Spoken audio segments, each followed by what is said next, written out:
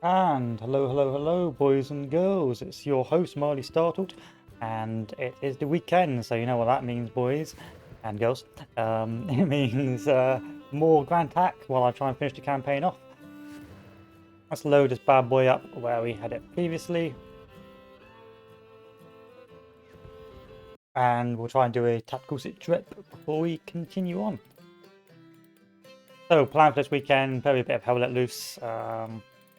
Maybe more Dead by Daylight, and that's it really. Not much on a strategy Sunday. I'm not sure what to play. I'll probably go back to more Fields of Glory too, if I'm honest. I haven't decided yet, but there's not a lot else on right now in terms of strategy games. Well, or in the custom missions for Gates of Hell. I suppose I could do another dynamic campaign if I was so inclined.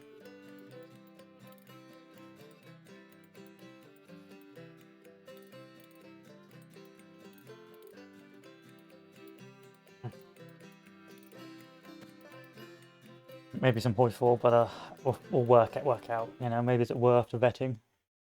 Is it worth it? So, just a situation. Let's do another recap. Army of Potomac has been pushed out due to lack of supply, and in the reinforcing Army of Shenandoah has moved in to hold Washington. Over in the west, Missouri has been retreated from, and we have the Western Army standing by to begin offensive operations. Plan of action will be to start. Now I've got 50,000 men in the Western Army. Start upgrading the Army of the Potomac and the Army of Shenandoah, and making sure these guys are ready to go for more engagements. But sadly, manpower is still pretty tight. So we'll have to wait and see. There's that engagement we were expecting. They're 24,000 versus my 30,000, well actually 40,000 if you include cavalry. So shouldn't be that bad a battle. I'm not going to go on. I'm going to go on high performance mode because I can't hear myself think with the fan whirring away. And there we go. Play the battle. So far so good. We have achieved a plan of diverting Union assets. You can see there's a lot of small armies hovering around Washington rather than infiltrating elsewhere. And that's what we sort of plan to keep going on for as long as possible, is keep winning in Washington, keep on keeping their attention elsewhere.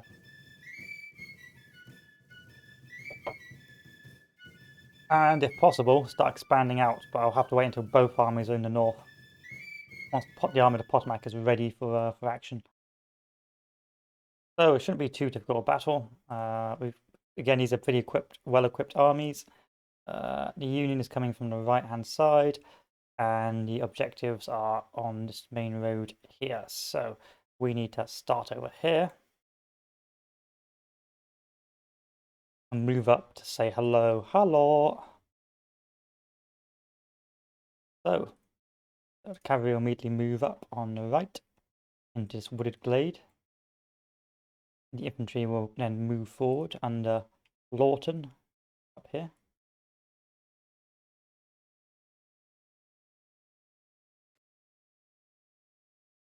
Beauregard's division. I know Beauregard was actually a general. I may have to upgrade him, but I don't think we have many armies to give over to him.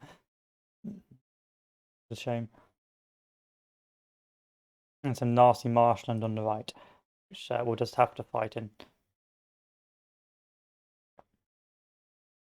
The cannon. That's the Army of Shenandoah. Cannon after Pelham. Move forward. Plonk themselves up here. Yeah, because there's a little cresting hill, so hopefully you should be able to fire over. You can see it's already getting dark, so we'll be moving on probably to the next day fairly quickly. Hey-ho, it is what it is. We have to plan to capture this objective and eventually push up north to capture the next objective. Ah, hello, Hoffman. Welcome back. Welcome back to a Feel Good Friday session. Got that lovely weekend to spend playing Rydia. A dream. Don't let your memes be dreams.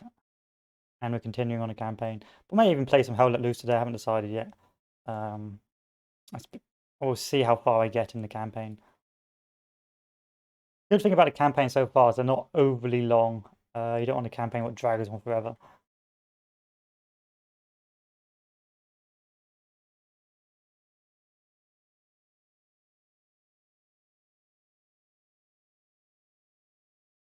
And there we are.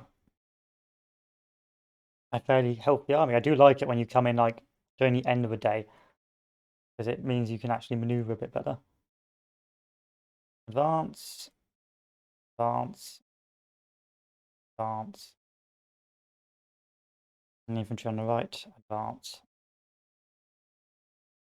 Artillery, advance. And all those sweet, sweet orders out. How was your day been, Hoffman? Living the dream? Serving the Queen? Or serving France? Probably living the dream, but not serving the Queen.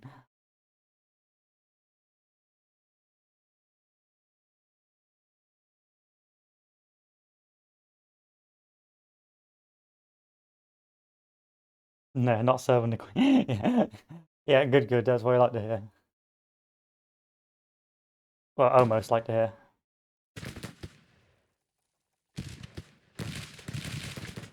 I live in a nightmare. Oh, okay. Not serving. That's how you are living the dream, then.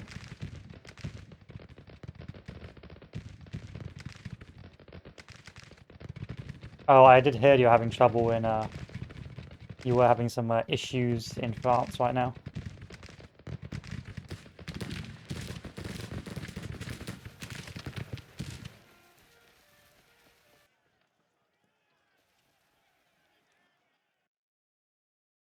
But there's not much you can do about it. Well, actually, there's a lot you can do about it. Actually, it's quite a bad. It's a bad mindset to just ignore it and be like, well, there's not much I can do about it. Really, that's the toxic mindset. You should be thinking, in fact, I should be doing something about it. But still, I like the way you French do still protest. You know, us English, we don't really do a proper protest. We might do like we might do some, you know, peaceful protests, hippie stuff, you know. But we won't do. We don't actually, you know, cause any hassle. We don't do any. We don't cause any hassle. Well, you like the yellow vest guys, you know, they what did a couple €1 billion worth of business lost, which you know, which really only that's just the only thing the really government really care about is money, and so it at least has some impact. Well, it was not a really good protest. Oh, fair one, fair one. It was sort of covered here, but it was not in great depth.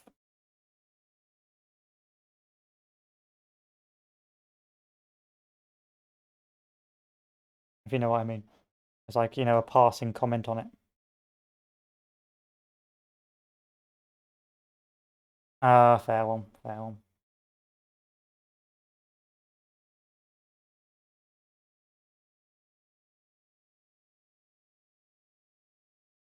Still, yeah, I find what those the current. I can't really get too political because I'll get the great ban from Twitch. But I don't like some of the policies they're introducing, the French are introducing, or the French government is introducing, with the current circumstances, with the current affair. I think it's rather dictatorial, which is not very democratic.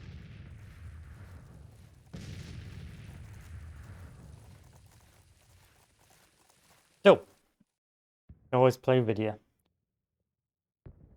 So we've encountered the Union as expected. They're still maneuvering to engage.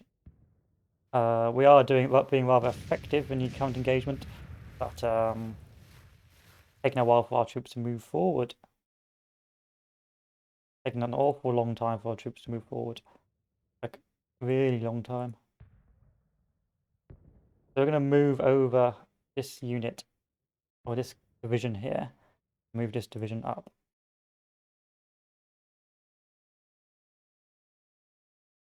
And then these guys are going to move.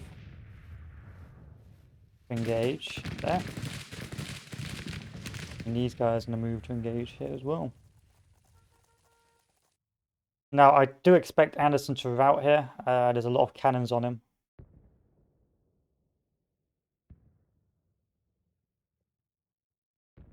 Yeah, I feel that's a common trend, Hoffman. I feel that's a common trend with most politicians these days. Not especially in our country, well, in England, like we have a whole political class that just hates the English. Like we had this guy who was it's happened quite a few years back who was waving the St. George's flag, and this MP, which was like one of our sort of representatives in Parliament, posted a picture on Twitter and was saying like, "Oh, I'm disgusted by this flag," or "This person's a Neanderthal," or something like that. And all it was a St. George's flag, and this person just like completely turned their nose up on this guy. It's like that's not really your job. Your job is to be representing that person, not representing that guy's values, not looking down on him.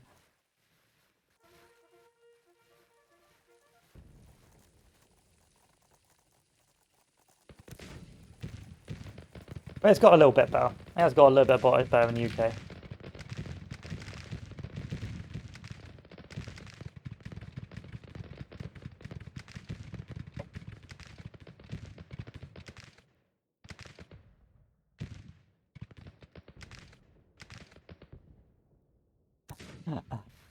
Classic.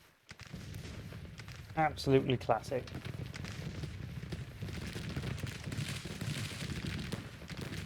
You know what you need to do, boys. Brexit. Jump on the bandwagon. Get that sweet, sweet French independence.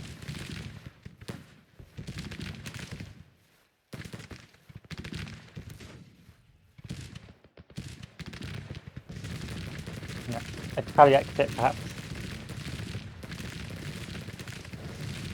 No, quite interestingly, I found out the Italians have got like one of the world's largest gold reserves, because during the Second World War, of course, they changed sides, so that like gold reserves were never seized, and so technically, so if Italy wanted to, they could go back to the gold standard because they've got enough money to back up their to back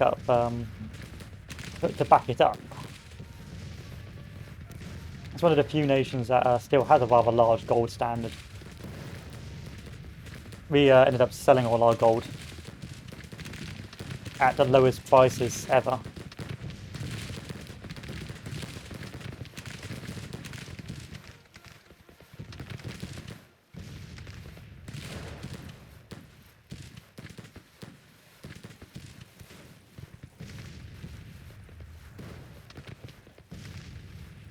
You only got two parties in France, haven't you? Well, only like two big parties. You've got like the Centre Party, and you've got the like Marine Le Pen and all that jazz. What's it called? The Front National or something like that? But yeah, Italy's people underestimate the Italians. The Italians are they got some money in the bank. They just pretend they don't.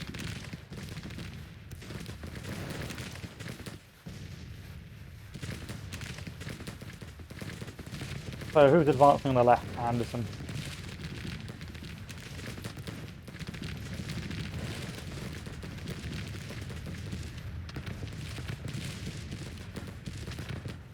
Should be a fairly easy battle.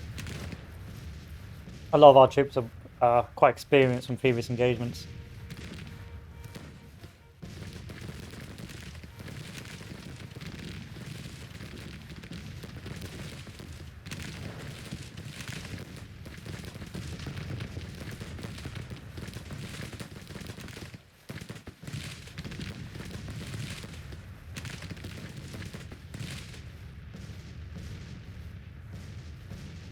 Italy's not, yeah. First of all, Second World War, I think Italy didn't have a good enough industry or enough resources to actually make any sort of good tonks.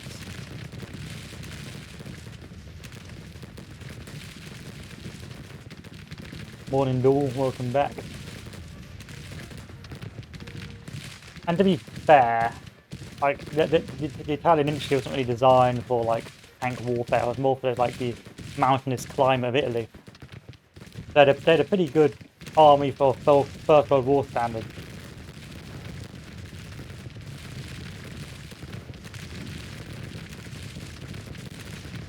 In 2010, we got two main parties for the left and UMP for the right, with 12 minor ones.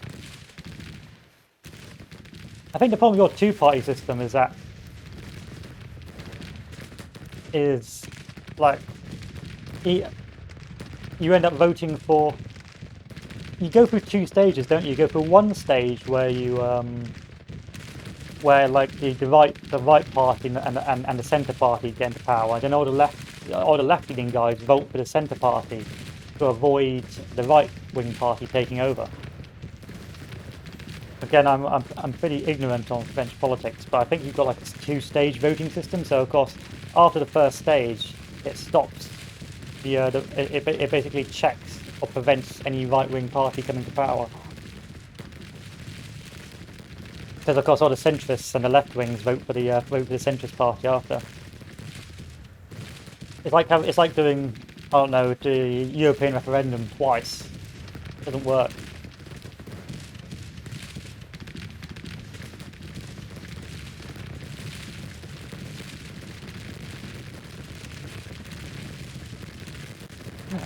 I can tell that you've had a bad day, Hoffman. Tell you've had a bad day.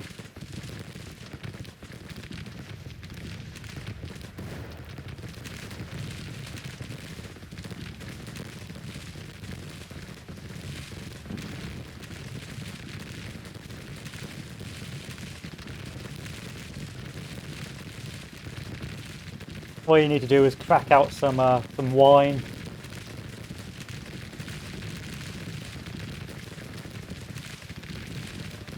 Put on some music and have a good old time. You think it's a joke, but actually it's not yet. Exactly. No, you think it's a joke, but it's not.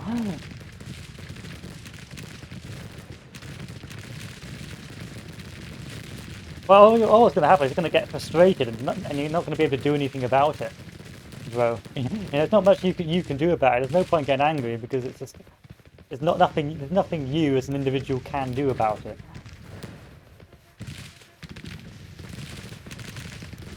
Of the current status quo. Like, what's the phrase? There's no point crying over spilled milk. It's like out of our hands. You can't do anything. Unless you want to become a politician yourself, Hoffman. Maybe stand representing your local area, become a mayor or something like that.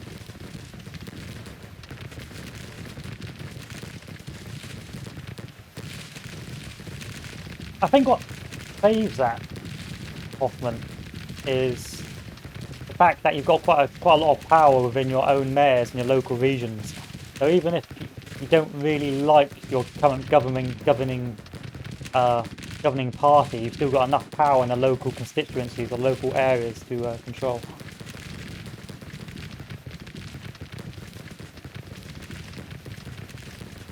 A bit like the federal states, states of their own. Oh, the mayors have zero power. Oh, okay. In which case, it was bad, man. It was absolutely bad, man. It was bad.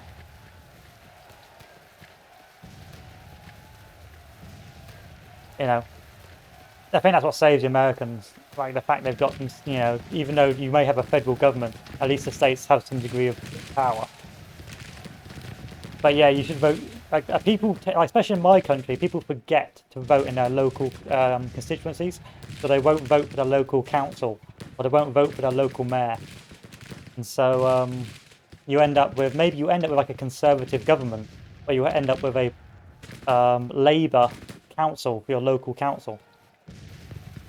So people need to get more involved in local politics. Yeah, France is not a federal state. Yeah, well, it's departments, aren't they? Department. Like, well, again, I'm going up on the Napoleonic standard. Isn't France like split into departments? This has been a massacre for the 2nd Brigade. Easy win. That's why I think it's state-like system because, of course, you've got different departments in France. Oh, they've got no power. Okay. That's a shame. I was always a fan of decentralised government. Like, how does someone in Scotland, for example, how does someone in London know what it's like or what the problems are in Scotland? They don't. That's why you need a decentralised government. Like for the big things, like, you know, wars or taxation, then sure, but for the local things, local policies, and really it should go down. It should be down to the local regional representatives.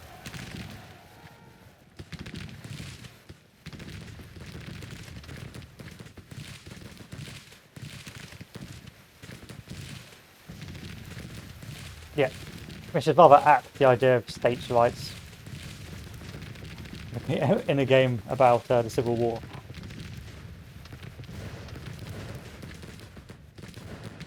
I don't think I took many casualties here.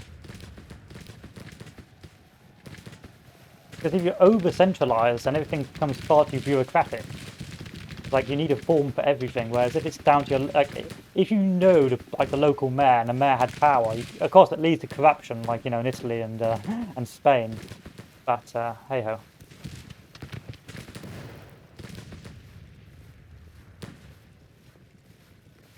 But, it does lead the door open for corruption, but,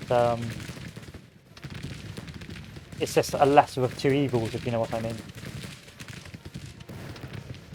I mean, who can say that the current system isn't corrupt? Everyone knows politicians taking backhanders. Like there was a big, well, not a big scandal, but there's a scandal with our current, well, it was our current NHS, what's it called? Health Minister. Forgot what his name is, because it turned out he was giving contracts to one of his local friends. Well, I think it was for ventilators.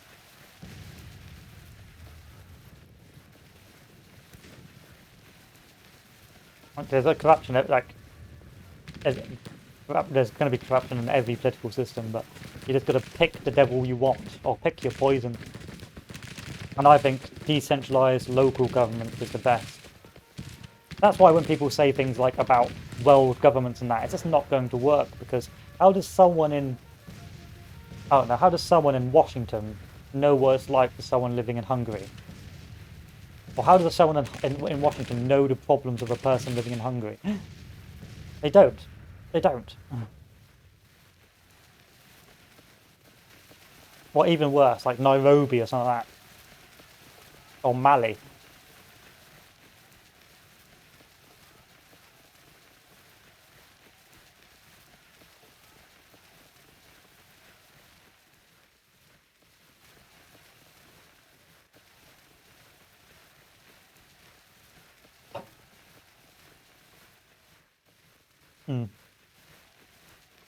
That's pretty bruh, Hoffman. Pretty bruh. Yeah, that's what we need. Decentralization.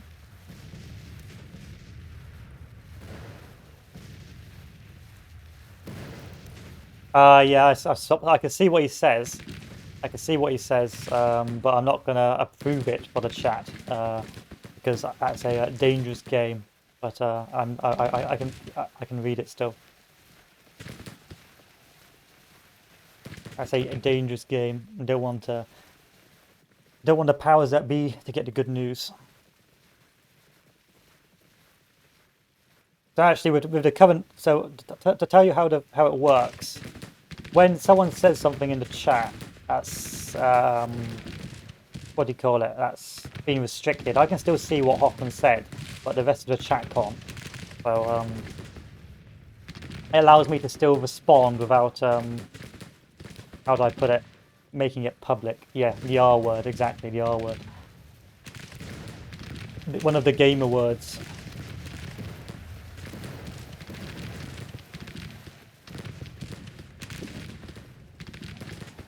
Yeah, and that's another thing. The fact is, eventually, once, you know, after like 10 or 20 years or so, these guys are investigated for corruption. These guys are invested for corruption, but by then the damage is already done, or they just plead sick health, or they die. Like, we had a rather famous, not famous, but a rather infamous case. There was a guy called Jimmy Savile. I can't go into too much detail here, but let's just say he was a very, very bad man. Of course, it wasn't until he died that his unpleasant behaviour came to light. And by that stage, it was too late.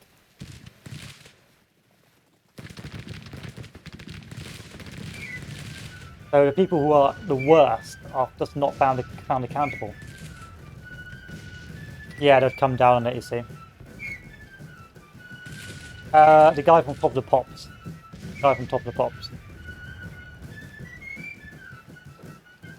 But he did some very unpleasant, unspeakable things for a lot of people. And of course, the current powers would be that covered it up, basically swept it under the rug until he died, and then it came out, and by then it was too late. No one was punished for it. No one was sent to no one was sent to prison.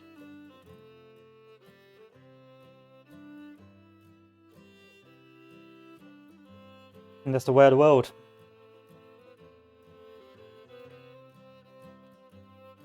The way of the world.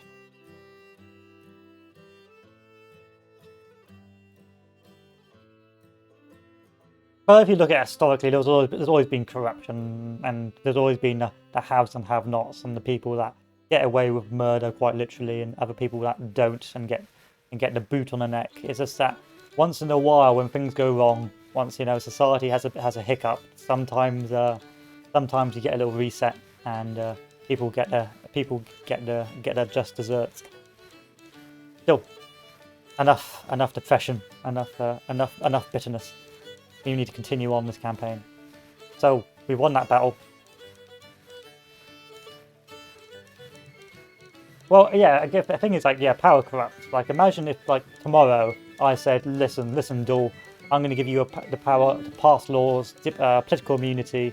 You can do whatever you want, pass any laws you see fit, and basically govern the country.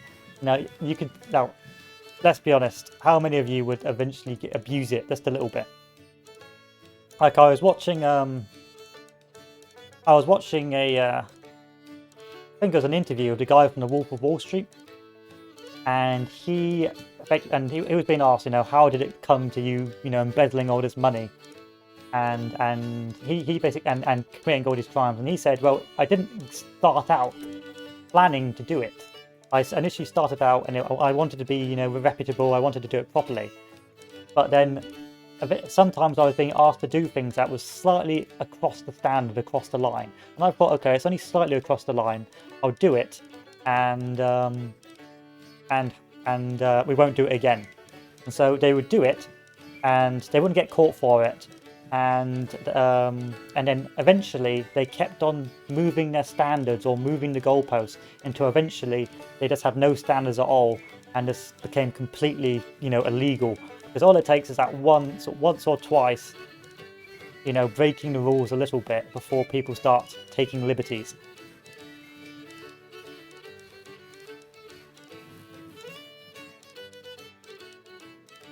I think it'd be very easy to become very megalomaniacal. Well, become a megalomaniac with if you got enough power, like a monarch, like the old days. Back in like the 1200 years, the 1200s, like the king was anointed by God, and he could do what he wanted because God chose him to, and he was all right, and he could never be wrong. And of course, if you had that sort of mindset, you would just do anything because your mentality would be I am literally, God's representative on earth. I can do no wrong. I am going to do what I like. It's very easy to get into that mindset. Yeah, I've got to the stage where I just want to hermit it up. I'm like, you know what? I'm out. I'm checking out, boys. I'm just going to play video games, get enough money together, and keep my head below the parapet.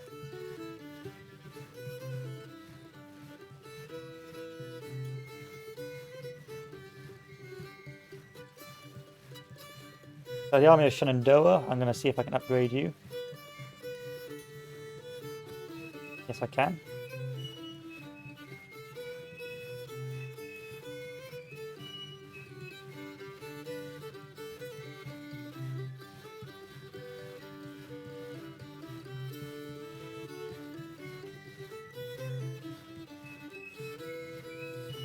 And I come to this old hideout.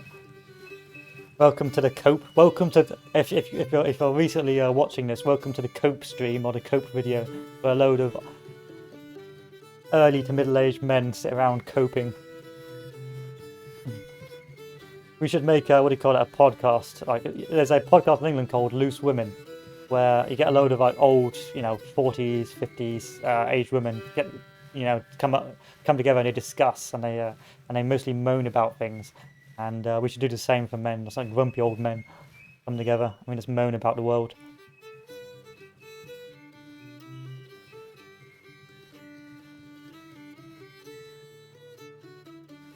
Well, 26. I'm 26. See, I'm 26 years old, but I feel like I'm 40. I feel like old and fed up and miserable. It's like, yeah, I already want to like shoo kids away and be like, go away, get off my land. If I had any land, I don't.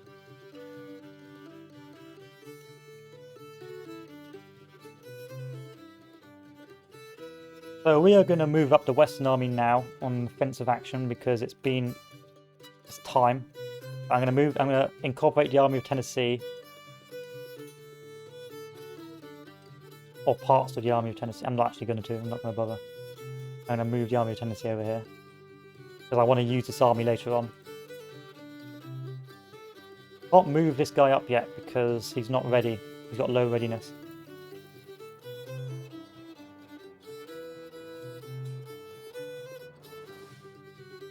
That's the problem early on. Everyone's got such low readiness.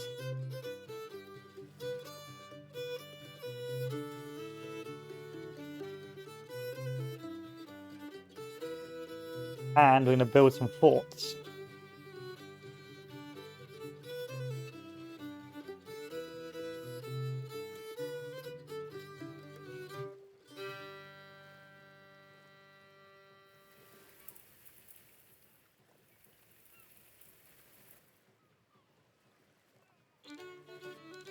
Union calls for volunteers.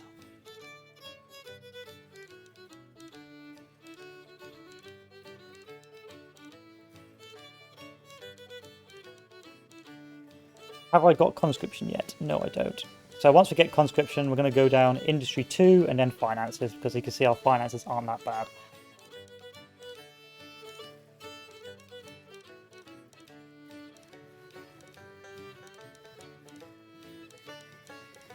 And once I got this readiness up high enough, we're going to march up and hopefully assist the army of Shenandoah.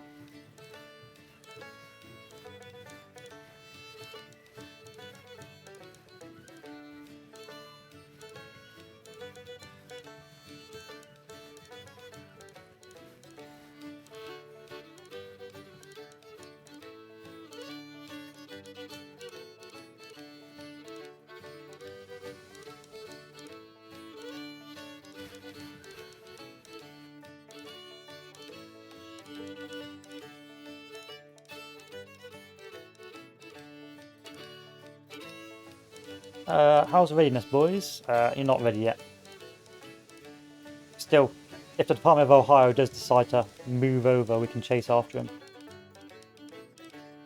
and do some damage. How big is the Army of Ohio? 26,000 men, that's not big at all. You are baby-sized. You are a baby boy.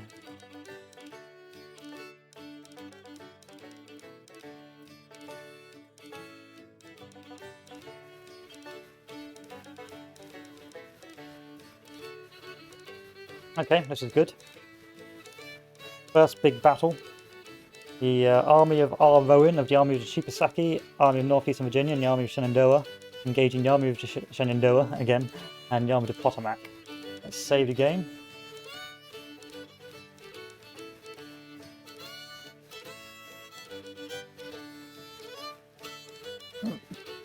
First big battle. But actually, in terms of numbers, we're pretty even. Actually, I've got more because I've got 18,000 cavalry. They need to limit cavalry. You're indeed older than me. You're an old boy. You're an old man. Do.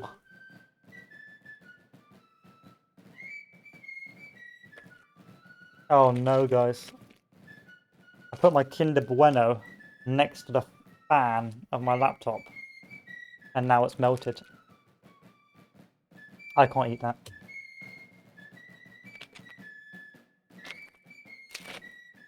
Why have you done this?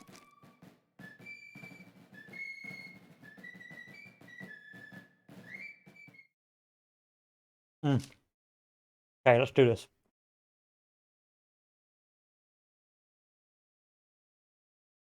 So we have all the objective, which is good. The enemy is advancing from the left, which is even better. Meaning that we can quite literally just bonk ourselves here and wait out. Got reinforcements. When's my reinforcements getting here? 8 hours, so I got to survive for 8 hours. And 40,000 men. Easy peasy. It's no problem, comrades. Especially because we're just going to repeat what we did last time and plonk ourselves on this little ridge.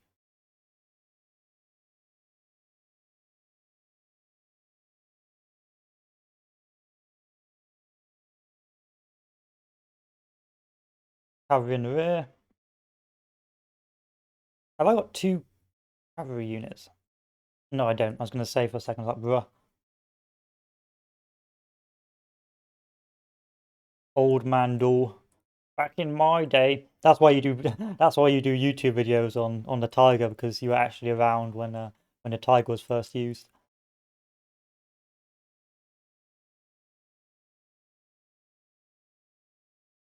You built the Tiger. Oh, so that's why it's so awful.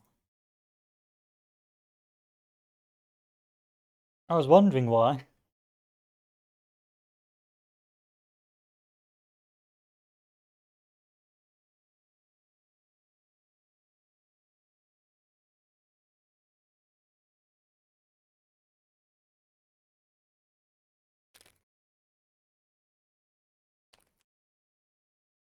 You can get a 10 off in the UK for ageism if you discriminate based on someone's age.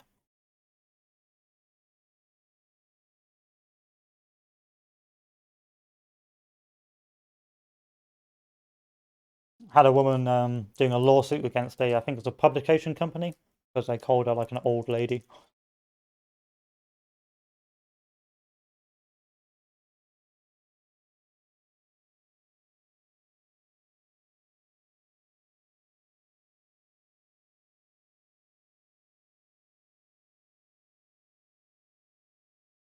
Oh, hello.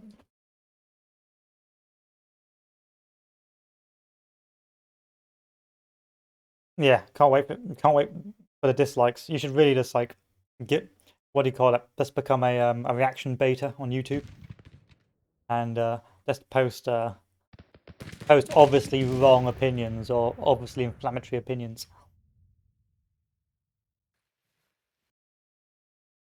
just to get the views. It should be another easy bell. I've got this down to a T now. I've got such a good ground. No worries, just send me the link once it's out. I'll watch it in bed while I'm waiting for the videos to be uploaded.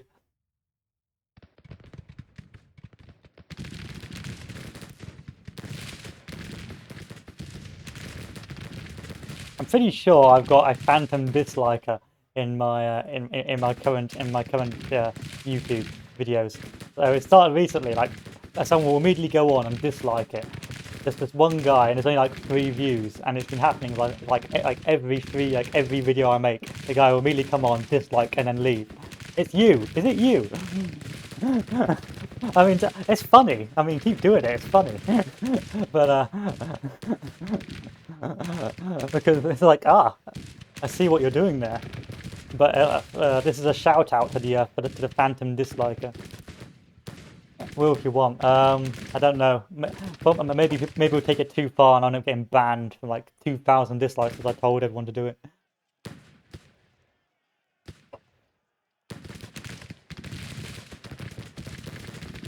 Especially not on this video. In this video, the amount of political discussion is going to get me bloody banned. Oh, YouTube likes dislikes. I didn't know that. Oh, it's an interaction. Bruh. So I can literally just go around being as unpleasant and obnoxious as possible. Bruh. YouTube, you genius.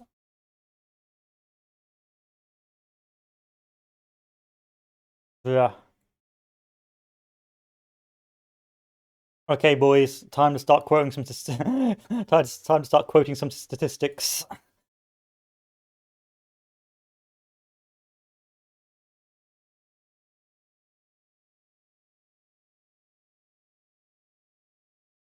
Time to start saying some unpopular opinions. Where did I get the statistics from? Oh, I just made them up. Ah, okay. It's all based on engagement. Bruh. So what's the plan here? I'm going to immediately move forward again to retake this objective, and we should be getting reinforcements on the left. I'm not sure if I want to move up on the left. I may just hold here. Yeah, I think it's just going to be we're going to split our armies and have one defending this river line, just in case I do flank round. Or we can get this army to cross the river and hold down south like so. Yeah, we'll get this army to cross the river.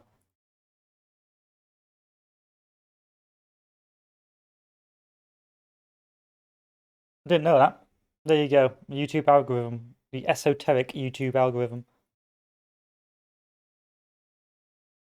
But that algorithm doesn't make any sense in the slightest, you know? It's just pure luck. It's just a machine learning going,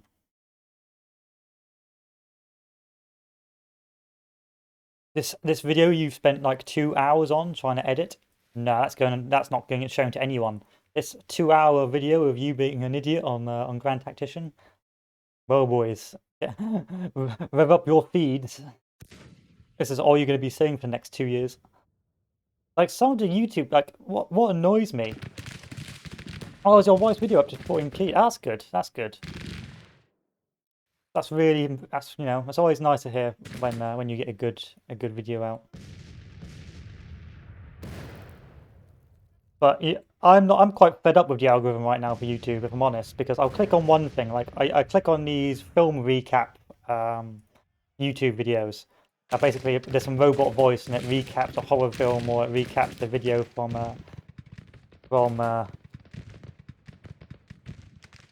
recaps just a general film. And now my entire feed is full of that garbage. Yeah, you reorganized the closet and that got you 14k views. That's amazing. This YouTube is just it's just like its own universe of bizarreness. You watched all. You're going to spend like 2 hours on that tank review, and it's going to get like 2 views because no one sees it. And you're going to do 10 seconds of you clicking exit from War Thunder, and that's going to get you 2 million views.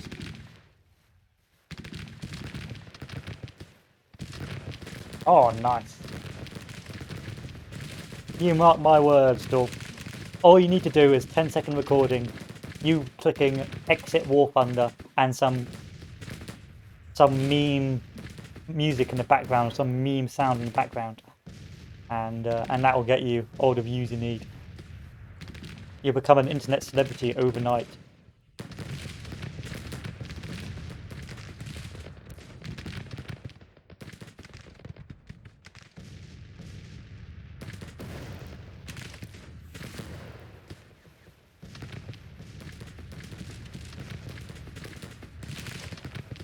Have you fixed your audio now?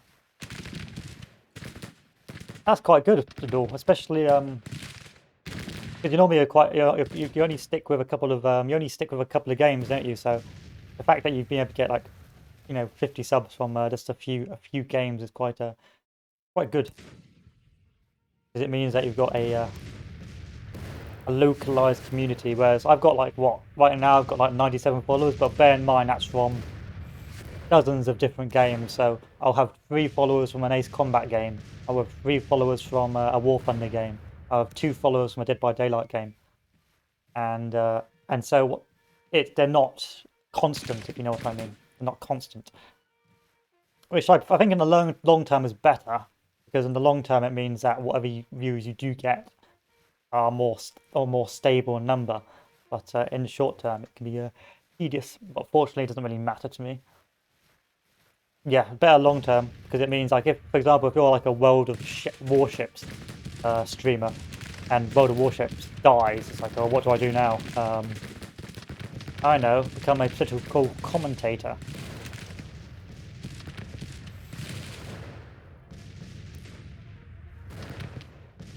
I was supposed to move this army down here, wasn't I? Yep. Alright, Army to Potomac, form a line here.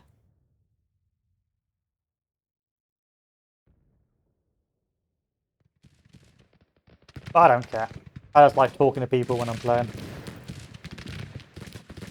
I like to talk about video games. Video.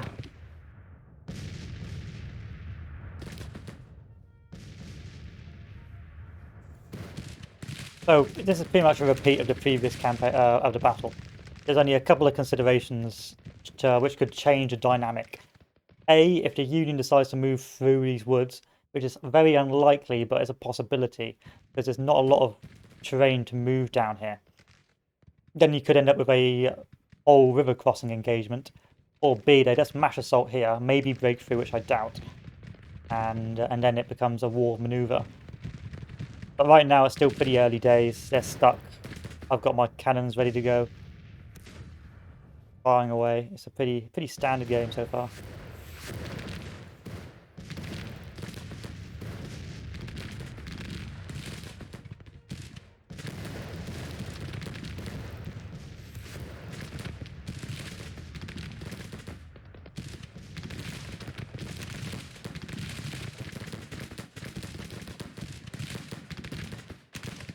Bit concerned. I'm a lurker. No, I lurk. Like I'll be sitting down on my iPad watching like you're watching your stream New Vegas, and I can't be bothered to type. I can't literally. I'm so lazy. I can't be bothered to type, communicate. So I don't think I've like been vocal in any Twitch chat. I've just lurked. I've literally just lurked. I am a definition of a lurker.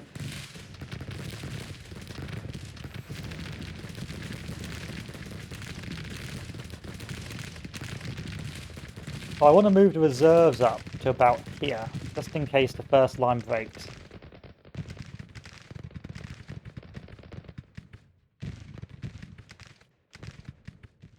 I'm a lurky boy. Oh, it doesn't help that the iPad has this bloody autocorrect, so if I say, I don't know, crap, it comes out of crud.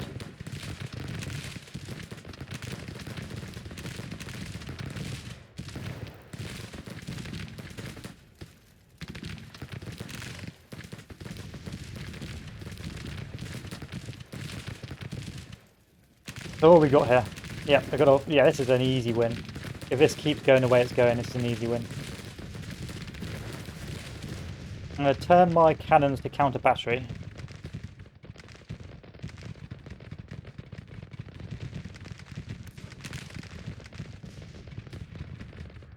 But I watch smaller streamers because bigger ones don't read. Yeah, that's the problem. If ever I become the big boy, which is unlikely, because it's very saturated the streaming environment now. But I probably have to put on, like, you know, what do you call it, a couple of minutes chat delay, just so people didn't spam. Because spamming is just like idiotic. Like, yeah, it's funny for a while, but then when you can't actually communicate, and all you're seeing on the right hand side is loads of meme faces, it's like, well, okay, so we're not really discussing the game here. You're just posting pictures of the cartoon frog.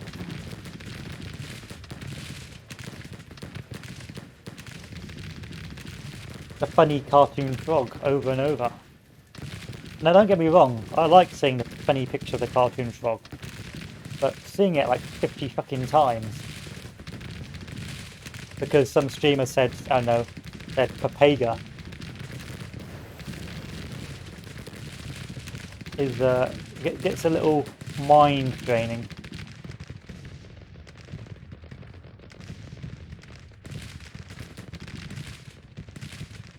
I think the mistake a lot of smaller streamers do is they're too eager. Too eager to make it big. Like they push too hard in terms of trying to tick all the boxes they think will make them successful. So many streamers are like, don't forget to follow or don't forget to like, and they've got, you know, following trackers and things like that. It just puts people off. Puts people off. If they want to watch you, they'll watch you, and eventually they'll follow you just out of necessity. Yeah, and then it becomes forced, and it feels like, well, you don't really care about the game, do you? You're just trying to make a living out of it. You're not really enjoying the video game. You're just it's the flavour of the month. Like right now, Final Fantasy on Twitch is the flavour of the month. And so all these streamers are going onto Final Fantasy and they're playing it, and they don't know anything about Final Fantasy. They don't. Most of them don't. I don't know anything about Final Fantasy, but most of them don't. You know, I don't know anything about the MMO. They've never spent any proper time in the MMO. They don't really care about the play. They're not going to play it ages after. They're playing it right now because that is where the viewers are. And it just becomes just a depressing affair.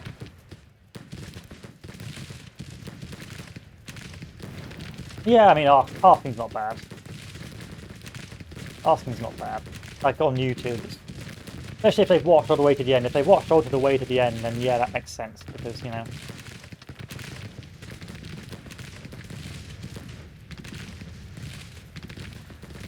Because then they can see the next iteration. I think followers are not too irritated by it. I think my biggest irritation is like subscribers, because of course that's what you've got to pay money for, like on Twitch anyway. Where you got, and so when they've got like subscriber chats or, you know, subscriber challenges and things like that, it just feels very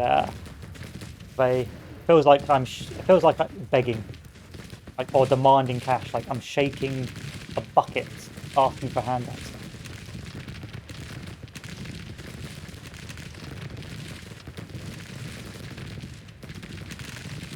But don't get me wrong. Like notifications, like, I don't know, XYZ is giving you £5. It's like, okay, no way, thank you. But yeah, that's politeness. It's like, you've just given me money, so yeah, I'm going to say thank you for giving me. But when you've got, I don't know, certain streamers saying, I'm going to stop streaming unless we reach this target, then it becomes a little bit distasteful. Yeah, I think adverts are probably the most, what do you call it, the most ethical form of monetary compensation. Yeah, I've had this feeling that Twitch may be on its way out, especially with like YouTube streaming now, and the target market it's going for. I think it's very saturated now, and I think it's become very, how do I put it? Not industrialized, corporate. It becomes very corporate. And then of course you have all the scandals and things like that. You know, like before the good old days, like Twitch TV. No, Mr. Pot, no.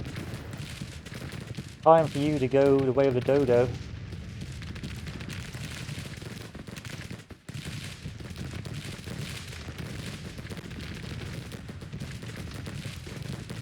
Right, my flanks are challenged. We're going to move these guys up to secure it.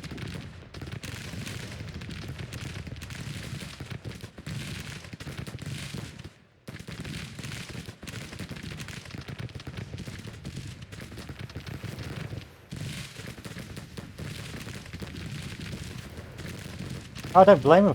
I don't blame them. Yeah, I guess stuff Twitch is putting, you know, they're putting out now, or letting people put out now is just.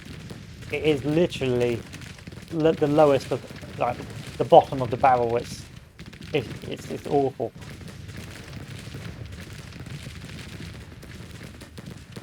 Like, even this is low effort. Like, I admit this is low effort. This is just me playing a video game. There's no like UI. There's no fancy music or anything like that.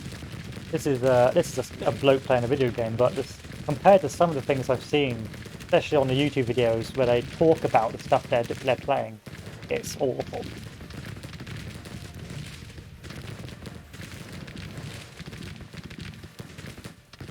Now I think what's going to happen, I reckon YouTube's going to take off. I mean, once they sort it and sort of make it more accessible to the live streaming, and then people just move to YouTube. Why go to Twitch when I can just watch a live stream on YouTube?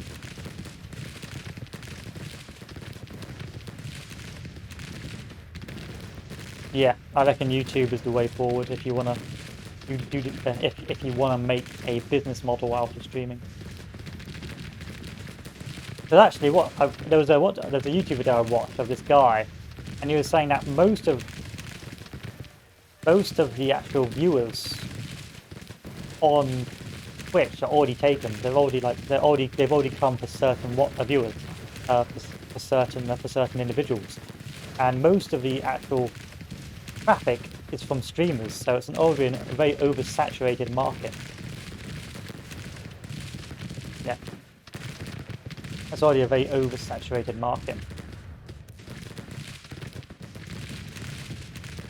It's like going to a sofa shop, sell sofas. You know, there's already too much supply, not enough demand.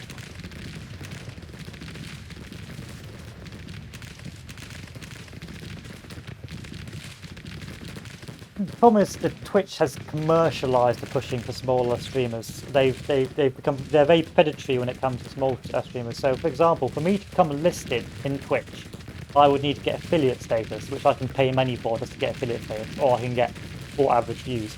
At which point I give basically all my streaming rights over to Twitch, and it's like, okay, you get to have my identity, my pseudonym, and you get to make a massive ton of cash from subscriptions, and then you get listed. Like, I don't really understand how being listed works, because otherwise no one would be able to find this stream. But I'm guessing that you're not on the top of the pile, or you're not being recommended. Whereas if you hit affiliate status, then you start getting recommended. I think people have to actively search, like Grand Tactician, or they have to actively search strategy to find the non-affiliated people. But it's very predatory. Very predatory.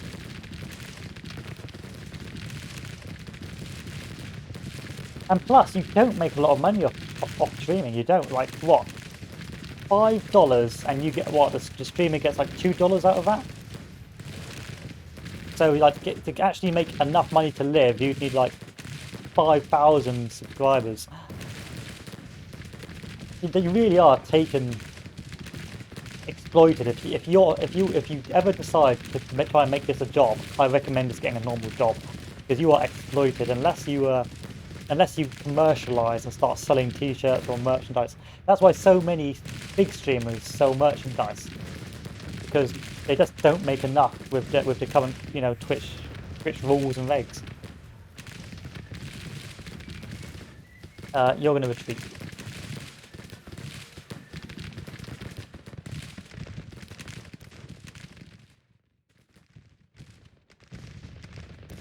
So this is just a YOLO push from the Union.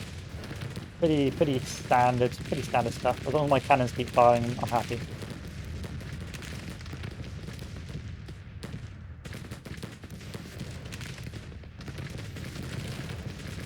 Whereas to YouTube, again, like every 1,000 views for an advertised video, you get like, what, 50 cents?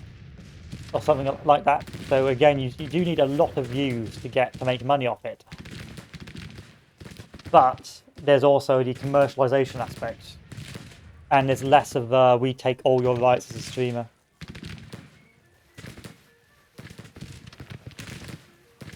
You know who breaks the money done from Twitch and YouTube? I don't. I think I do, but I can't remember. I think I had him. I think he was on YouTube. He kept on being recommended in my. Yeah, that's him, Devin Nash. That's the guy. So a little while after I started streaming, I started getting a load of Devin Nash videos from the great algorithm gods, and it effectively just showed you just how merciless the whole system is.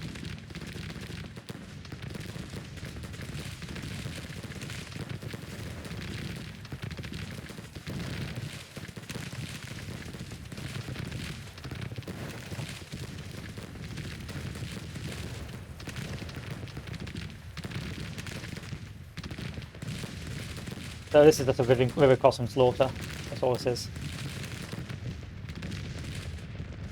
Yeah, I've watched a few of his videos. So I have. Oh lordy, lordy, that's not good. I've just been outmaneuvered and outplayed. How did you get all the way up there?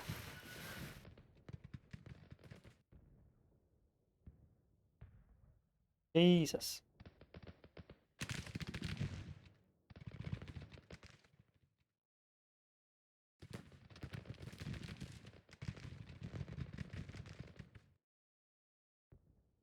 I gotta bring up the second army now. I've got the cavalry on reserve so they can delay. But this is not that is not good, yeah.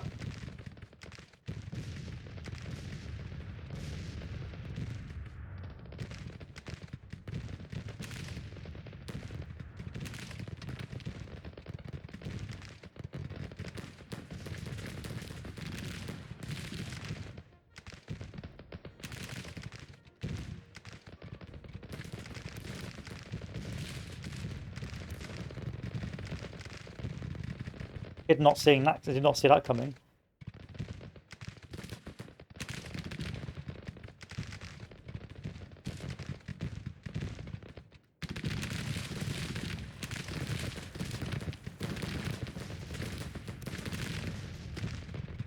We should have enough to buy time.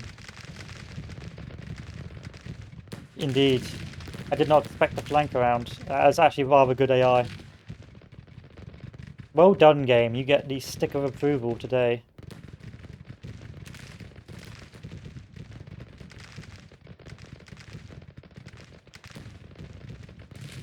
Oh, a pretty big force as well. Don't worry, Jeb will fix it.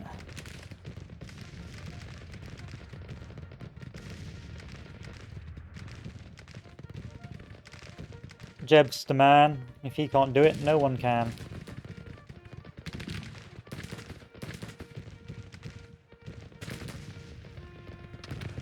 And plus, cavalry's OP, so we should be fine.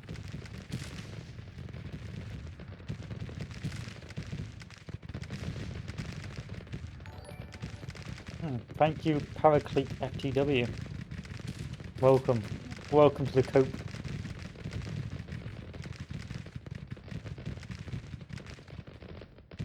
Yeah, I like seeing growth. I also like I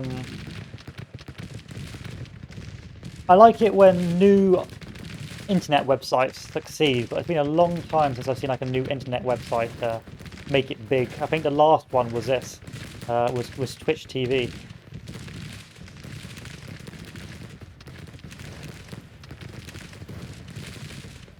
But I am a bit concerned that that YouTube maybe is getting too much of the streaming and the videos, and they're getting a bit too big. They're becoming a monopoly. I mean, you've got things like BitChute now and things like that, but again, right now there's no reason to go to BitChute unless you're like some political activist. Okay, so their infantry is pushing, so I need to switch the cannons to fire at will.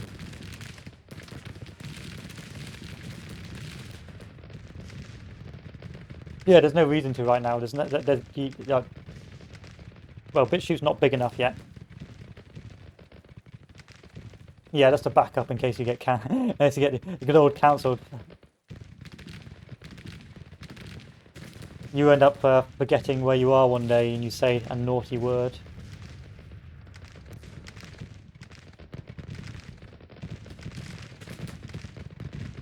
This concerns me now. Shouldn't be a problem as long as they don't charge. Well, if they charge before my other army can move up, high likelihood, because Lee's taking his sweet time.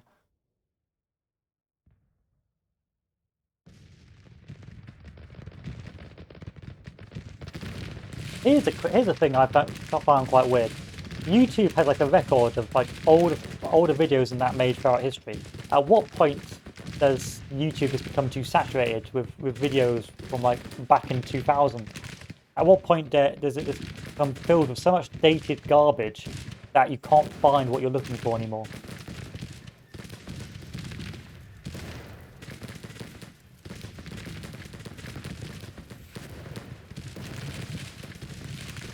Same with the internet. Does the internet just keep on filling with garbage websites? Does it just keep on filling up with old, decayed, failed archive websites?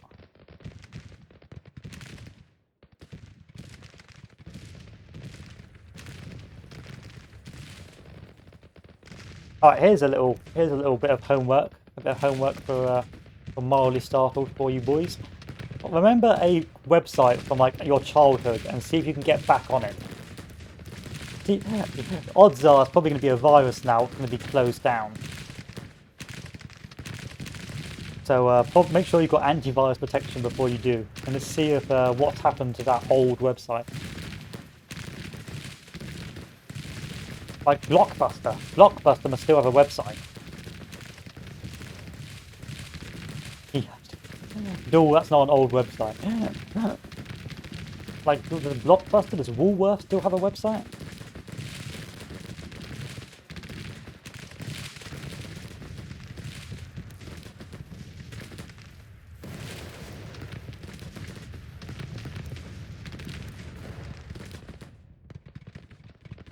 Does it still make content? There's the Star Citizen still have a website. I mean, that's gone on for years, and it's more or less dead.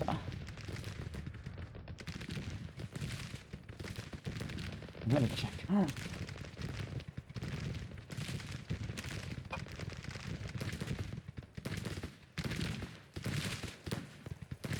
I mean, everyone knows that Star Citizen failed like 3 years ago,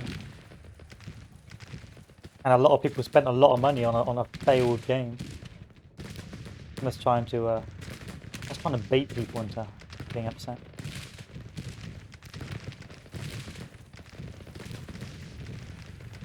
Blockbuster is owned by Dish and is a streaming service for them now. Who is Dish? I don't know who Dish is. So is this some Who streaming service? Oh, is it like an American company I've never heard of? Oh, it's like DirecTV. Okay. Okay. So Cooper here is going to try and hold the line. Lee's going to hopefully move down from the south. Yeah, that's alright. It's fine. I'm trying to think of like old, like I got to go back from my childhood. Turkey Twizzlers. What happened to Turkey Twizzlers? Did the company just go bust? Does Turkey Twizzlers have its own website? This is a slaughter for the Union. Looks like their flanking manoeuvres not taking too much time. But still, they got my attention for a while. This is when the game shines. It's when you suddenly get a curveball, and you've got to completely change your tactics because you weren't expecting this development. But fortunately for me, Cav is OP. Let's take a look at this Joshton rifle carbine. 300 yards, 10 rounds a minute. What about Takeshi's Castle? How's Takeshi's Castle doing?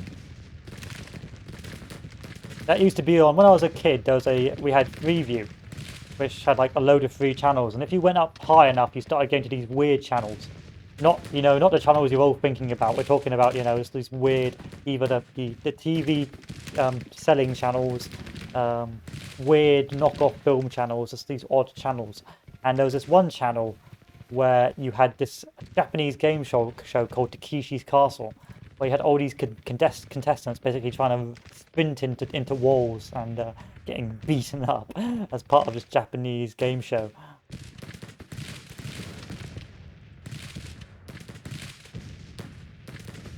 Those were back in the early 2000s when were the good old days where nothing was so centralized. Where you still had those weird TV shows and weird films.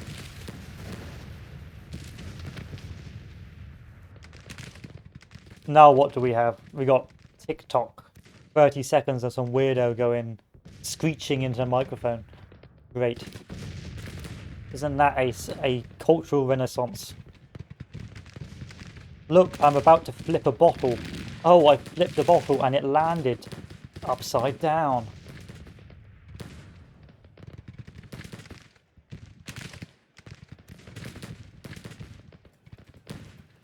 Wow, I can't wait to get 7 million views on it. I'm not bitter.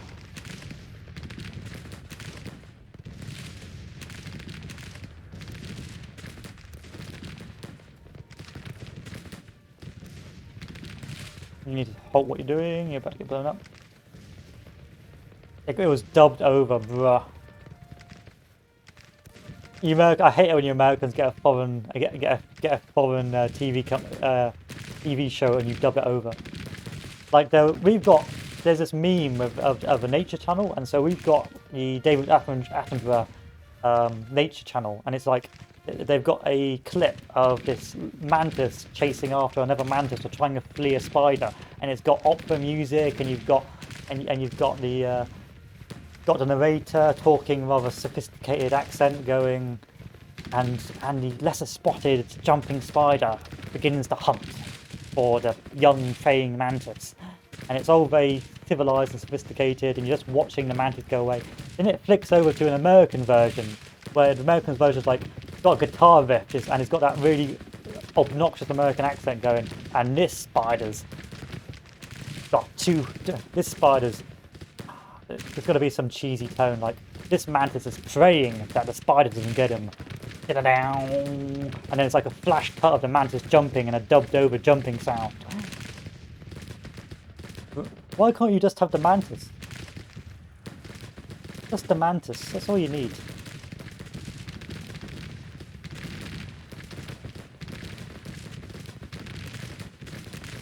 Or for this centipede, every day is leg day. And then the centipede has like some Wilhelm scream in it.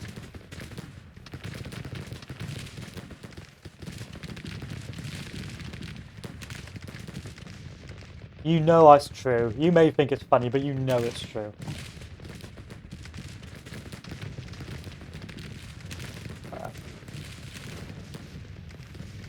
Ouch, you guys got the good news.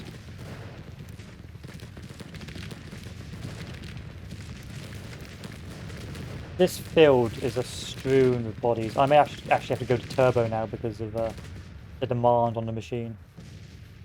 There we go.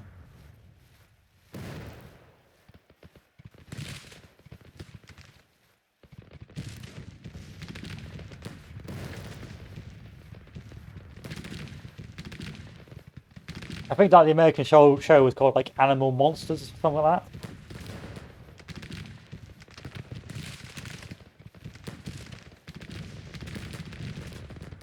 Okay, so our second army is moving forward now. They should be on their way. We've delayed the reinforcing Union force for quite some time. Cavalry's done a wonderful job. Stuart did rout, unfortunately. Don't know where he's gone. Oh no, it's Cooper. Cooper's decided to rout into the Union army. If it surrenders, I'm going to be pretty upset.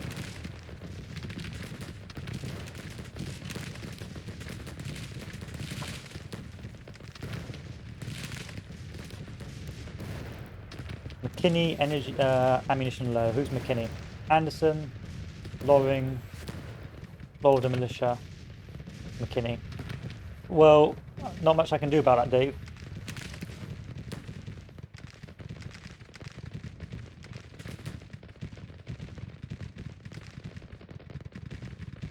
It's alright.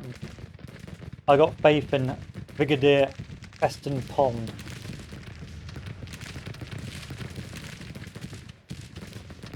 And Stuart. I got faith in Stuart. I mean, look at that! Like these repeating carbines, or these, like the Colt rifle How many rounds is that per minute? 12 rounds a minute. Right. If you can get these guys in a defensive position, they will wipe.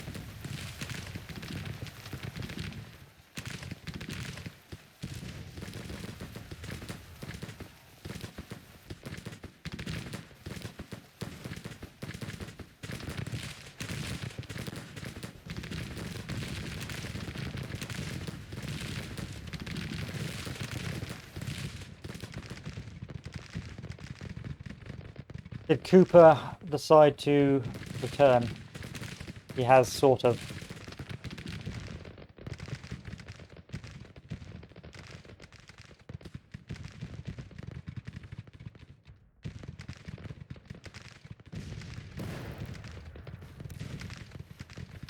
Sort of running out of ammo now. Are you guys still firing? You've got 14 rounds. You're low, so that basically means that their firing rate is going to be really bad now. They'll still fire, just their firing rate will be really bad. Stewart losing men. Stewart's routed. Oh.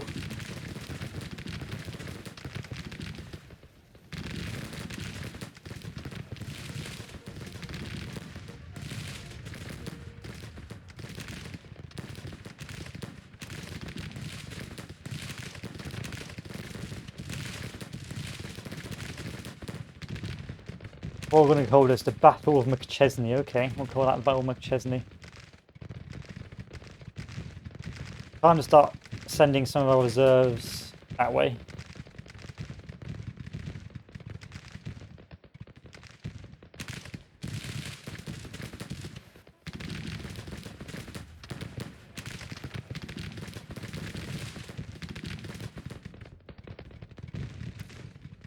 Come on, Lee. Come on down. Lee, please, Lee. Who's the commander? I forgot. Johnston. Johnston's trying to do his best, but he needs support.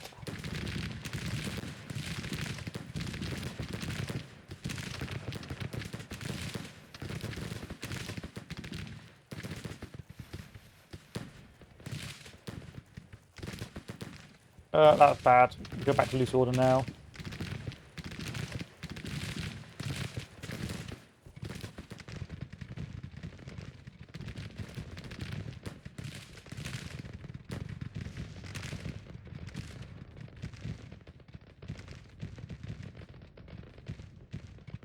Now this is bad.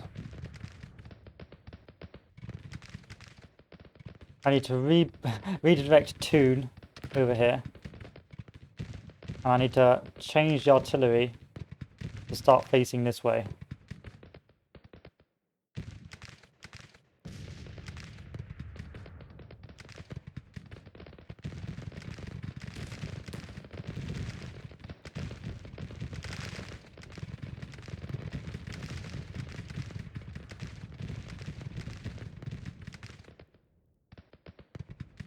Rip Anderson.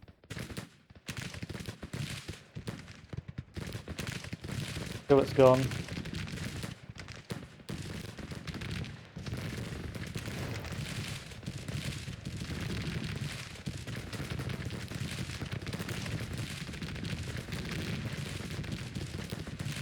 Who's left? McCulloch. I got faith. As long as Lee can move in before they can crush me, we should be fine.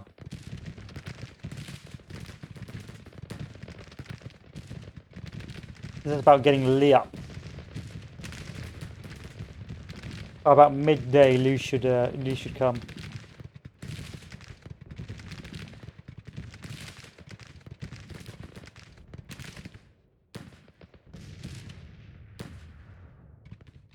It's time to withdraw some of our troops from that flank.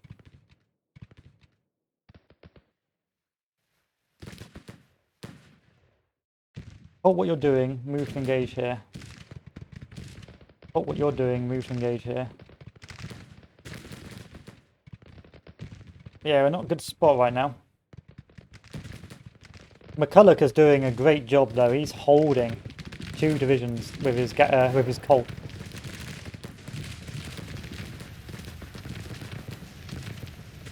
How many casualties has he taken? He's taken 654 casualties.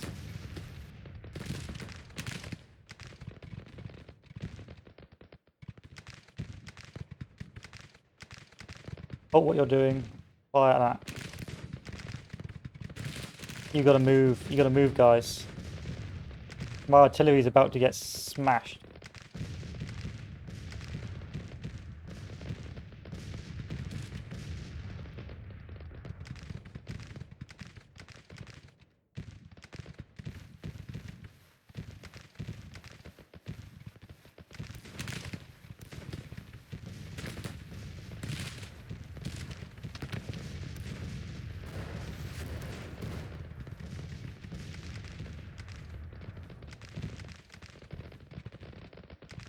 Oh, please, I can taste the reinforcements.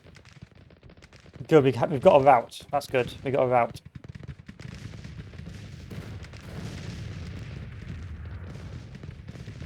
The cannons have sent this guy packing.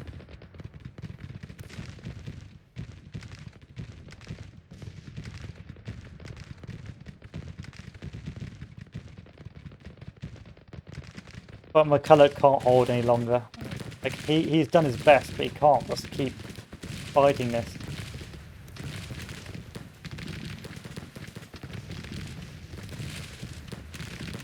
He's getting shot on the flank.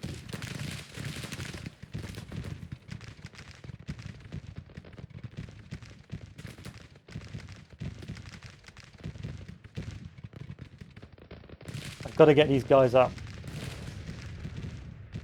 Please. Please, I beg you.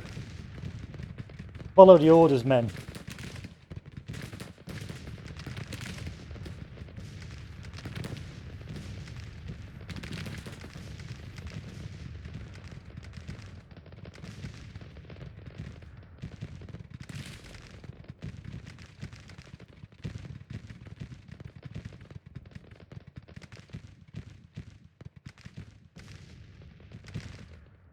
Oh, you're all the way down there. Those orders are never going to get here in time. Okay, McCulloch is broken. The North has broken. They did the best they could, but it's broken, it's gone.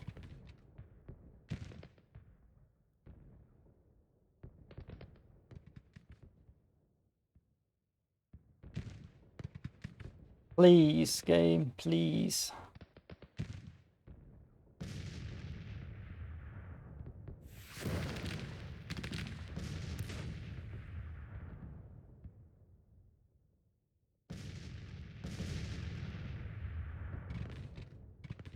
Start redirecting access. I think the latest patch has reduced performance a little bit as well, but it's not that bad.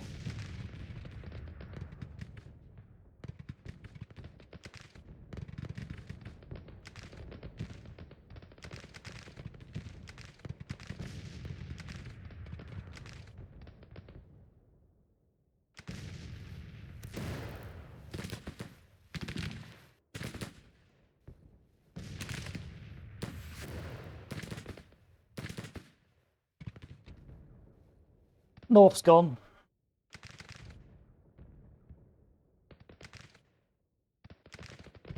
Centre's about to go as well.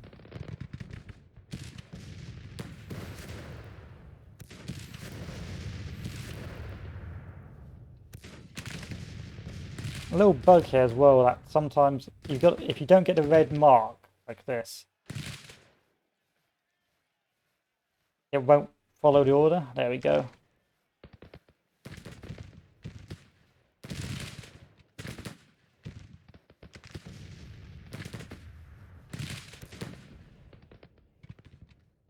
Cooper's reformed, which is good. Just he's a bit damaged. I'm going to retreat troops over here to hold the main road.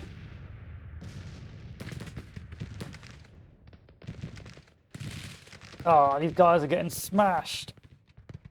Where's the reinforcements?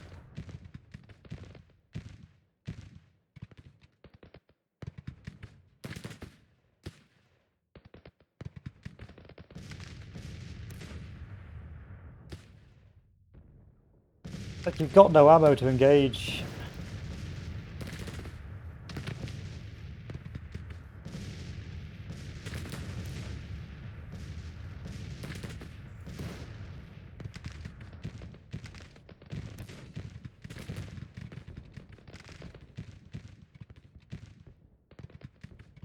Stop fucking about. Charge. Charge that fucking gun.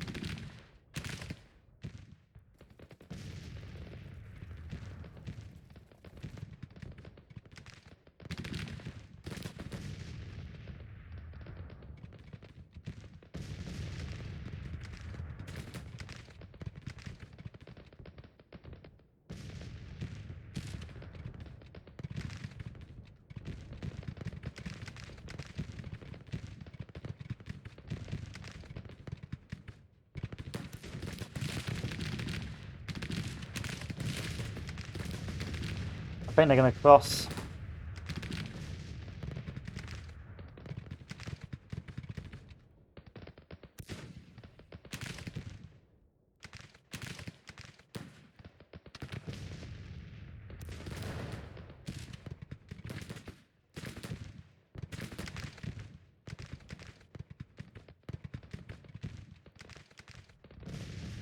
Move!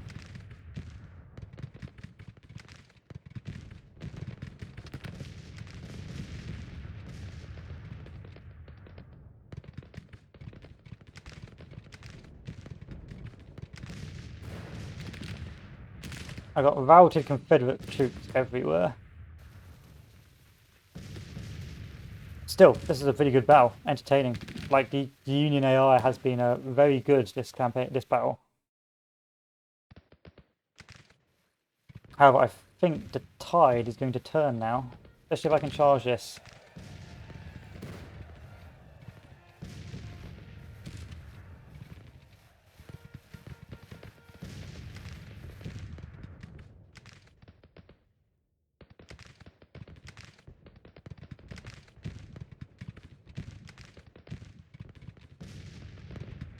That cannon's probably far too close, along with this cannon here as well.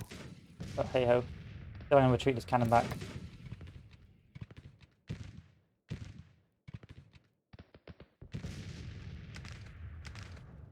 Yeah, rebel yell, boys.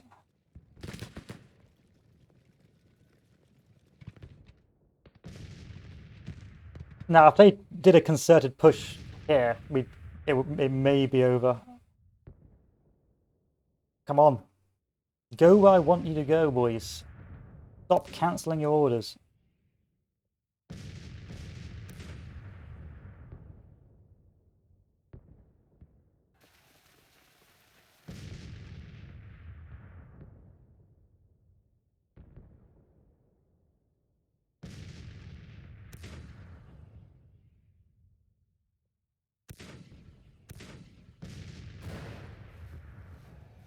Don't rout, please. Don't rout. You can do it. Don't rout.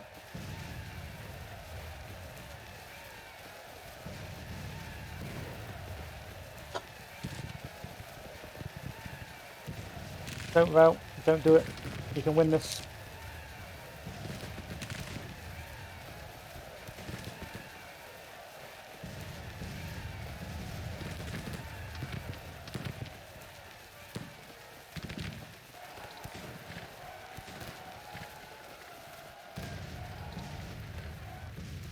Fucker routed.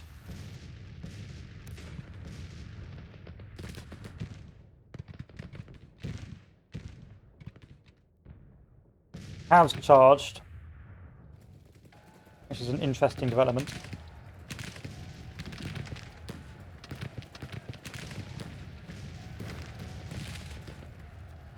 I don't want you to melee. I want you to. Why do you want to melee? You've got jostling carbines, you potatoes.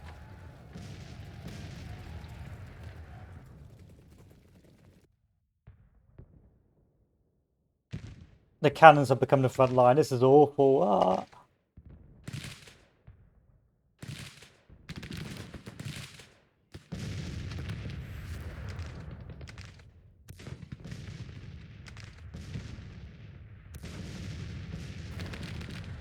Please, Lee, please. I know there's a lot of fences, but you can do this.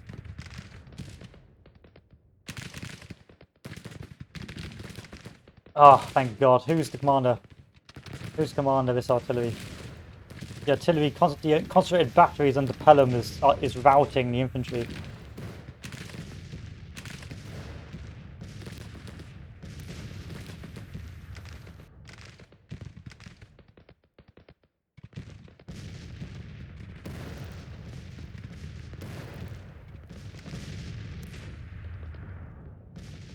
The grape shot is going to save the day here.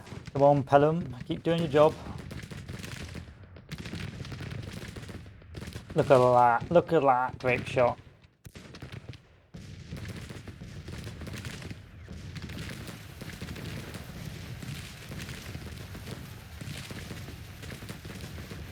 Alright, done. Look forward to it.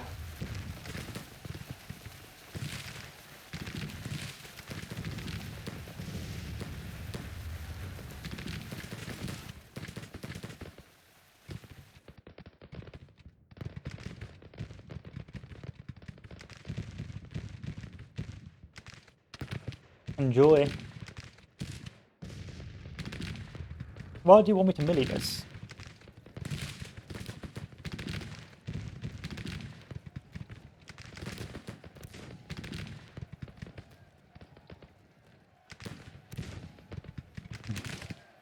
Have a good one.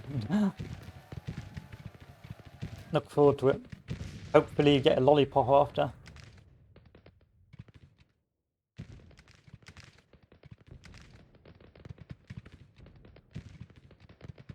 Alright, Lee's coming. Okay, Lee is coming. Gotta get that sweet, sweet lollipop.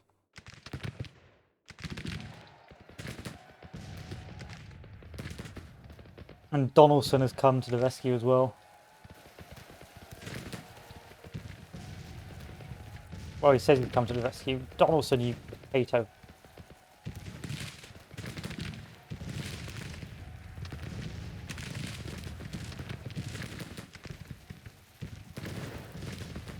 Donaldson and Burnbridge.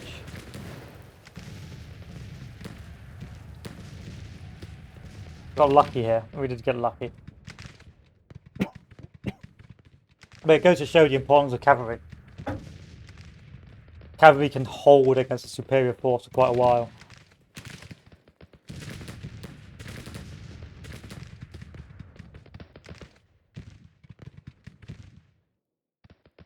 I'm hoping that they begin to withdraw soon because of the reinforcing cause.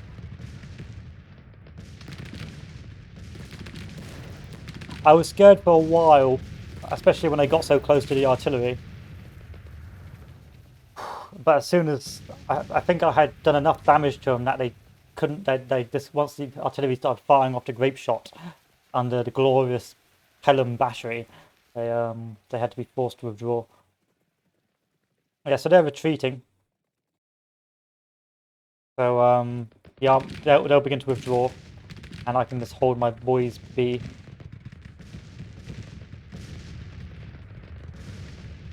Yeah, I think the casualties sustained is what caused them to rout. I think we're going to see after the battle, but we had a lot of routs in this battle. A lot of routs. And I can't get rid of this for some reason, so don't worry about it. It's another UI problem. Still a very interesting battle. Initially it was just a turkey shoot, and then it deviated from a rather surprise Union flank. That led to, well, this. And finally, the rest of Lee reinforces just in time to hold the Shenandoah. A very good reinforcement war. But as you can see from the casualties, pretty even. It's quite a costly battle. That was a good battle. It was one of the few battles where I felt it was up in the air for quite a while. And I breathed a sigh of relief when the Union decided to retreat.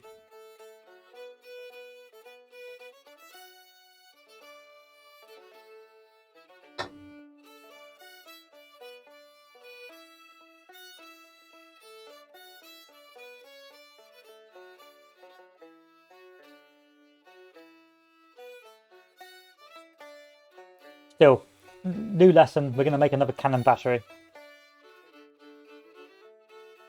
Because the current cannon battery is not enough, in my opinion.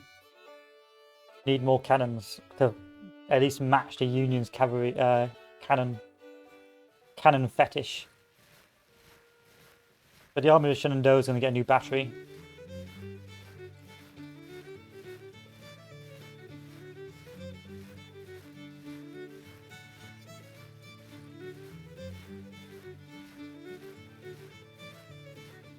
And the Army of Potomac is going to get a new battery.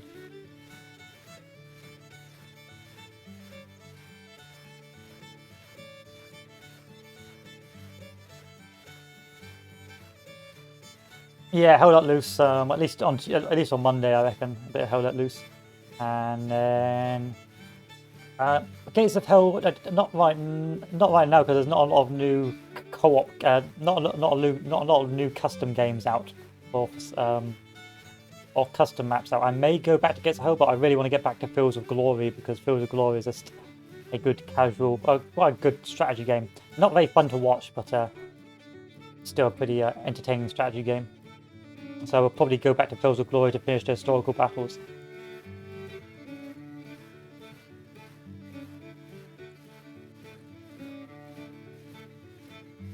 We are still in no position to advance because our readiness is awful, but we are doing exceptionally well.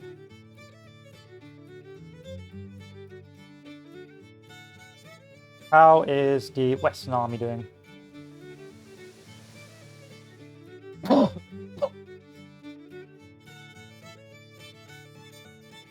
I do want another 30,000 army in the Missouri State Guard. Sadly, that's not going to happen.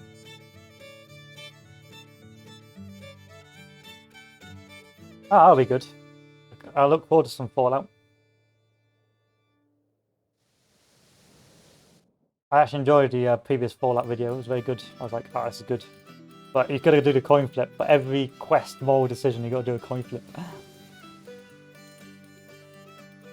Conscription, that is what we needed. With conscription, we no longer have to concern ourselves too much. And we can now focus on finances. Oh, you got a coin now. You got the coin for it. And that should allow us to match the Union for quite a while.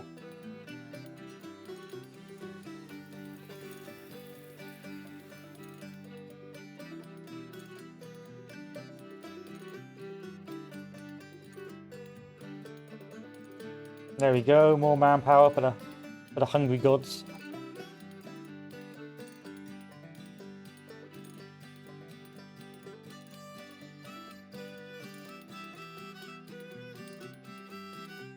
That's about 30,000 men. That's a pretty good.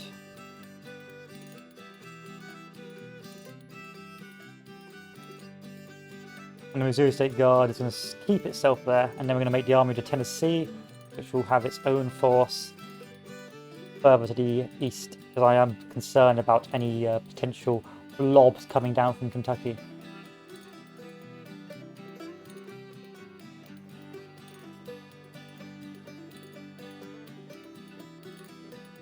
Sadly, we're running out of guns, or running out of good guns.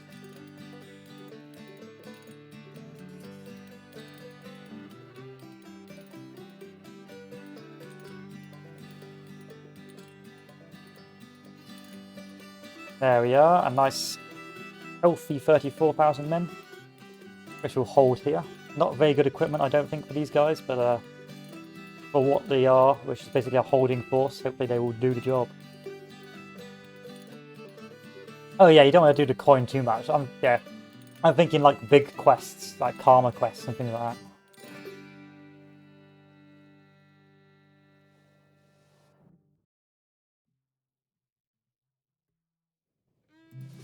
And we're back where we started, waiting for readiness. So it's 1861 and a lot has been going on early on, but we've tried to be as aggressive as possible to keep the Union off our backs. Got to keep an eye on troop numbers as well, so they've got 25,000, 40,000, 60,000. Yeah, exactly, got to keep them out of the south, whereas I've got 40, about 70,000, which is good.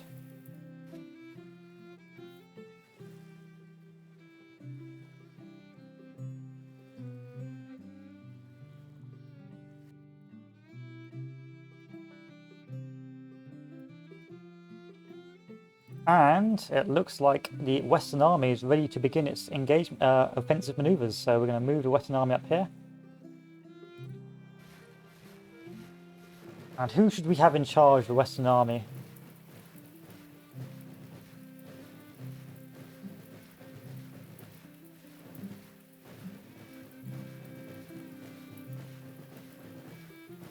Let's have Longstreet in charge of the Western Army.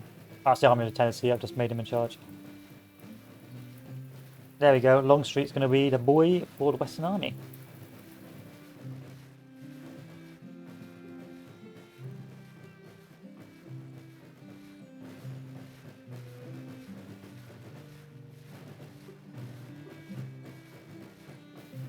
Going to put down a depot. And then we should be able to move up in piecemeal. Hopefully take Kentucky.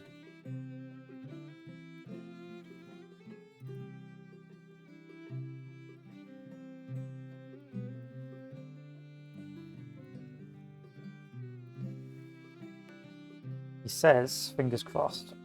How many days for you to build this bad boy up? 15 days.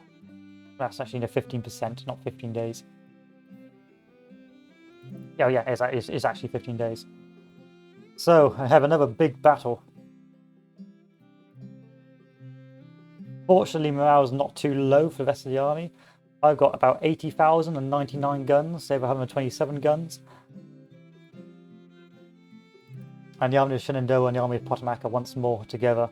5 hours for the whole of the force to get here. There are going to be a lot of battles over Washington, I think, in this campaign. Because the longer I hold Washington, the longer I keep them out of the Confederacy.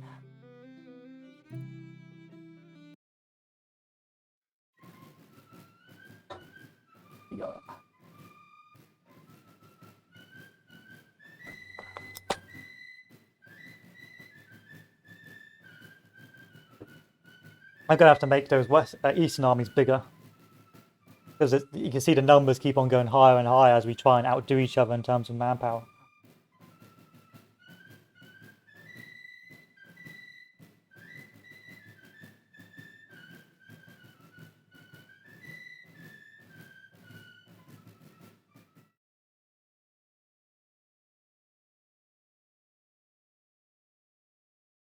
So where's the enemy coming from? They're coming from the right hand side. This is going to make it a bit different this time because normally we've been sort of blocking their advance across this river. But now we've got there's no real decent ground to hold them off at now. So the General Lee is going to move up, is going to join the battle from the north in about 5 hours' time. That means General Lee will be able to take control of this area of the field. Meanwhile, Johnston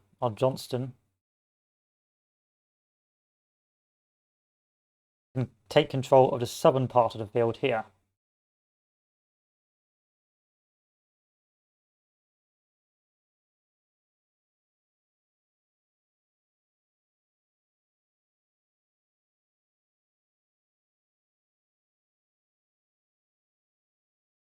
So we will try and hold from this point to this point, using this hill for our artillery battery. Or maybe even get on top of this hill, if possible. If we can get on top of this hill, we can have a nice little mortar battery here. Artillery battery, you know what I mean.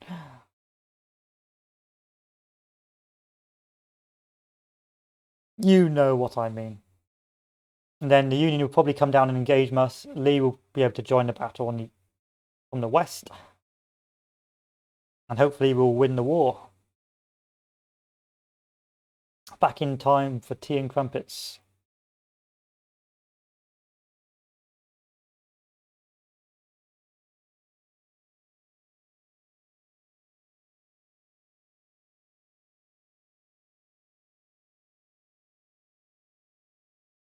Why is Lawton's division all the way over there? A bit of a bug there. It's like, what's going on here? I saw it on a deployment screen. I was like, this hopefully will not be a problem. Spoilers, it is a problem.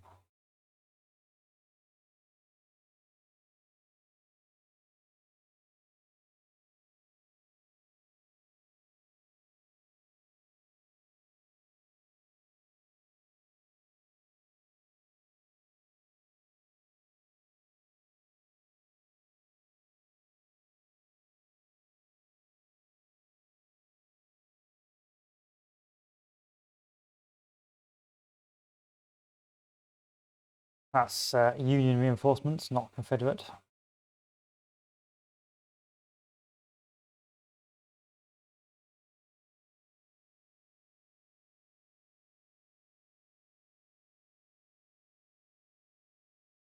US military asylum. Interesting.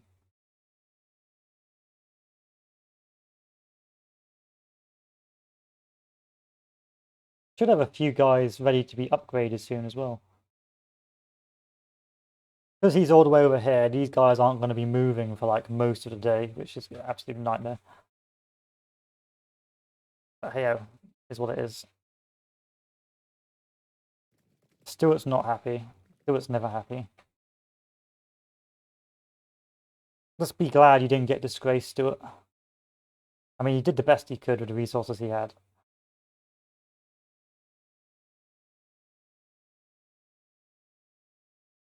So I'm hoping this will become the natural barrier for Lee's left flank.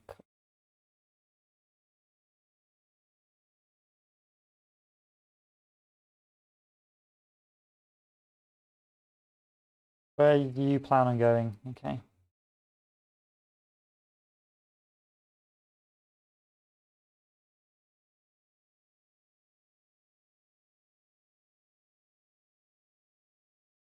Yeah, I think the Eastern armies are just going to get bigger and bigger and bigger. Holy crap! Ambush! The 1st Brigade, but York put them back.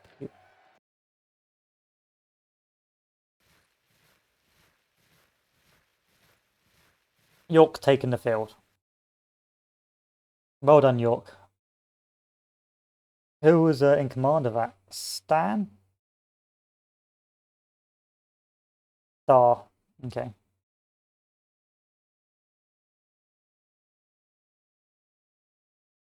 Move up on the left if possible.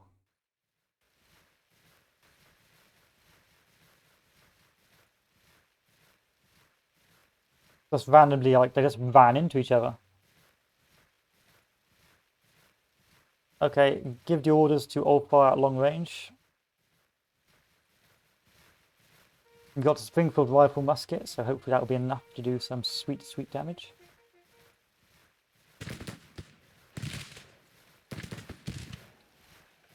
Looks good.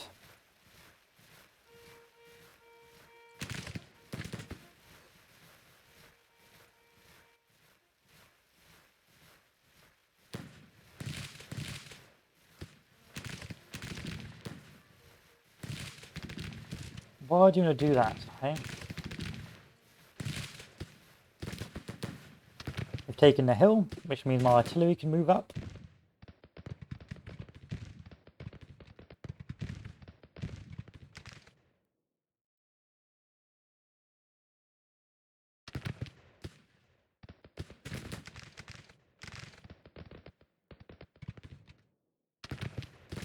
Once it's decided to do something.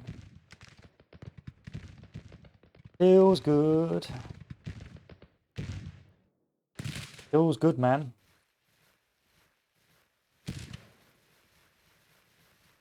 This guy can move into filling the gaps, preferably behind the lines like so. Charge on in.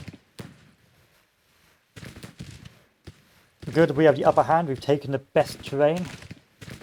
We've already routed Star's brigade.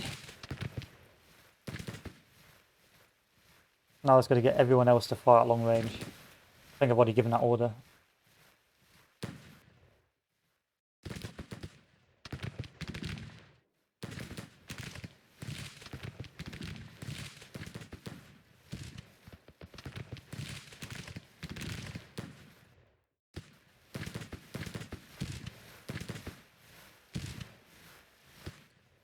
Any more boys coming in? No, my boys aren't here yet. 5 hours is when the Army of Lee gets here.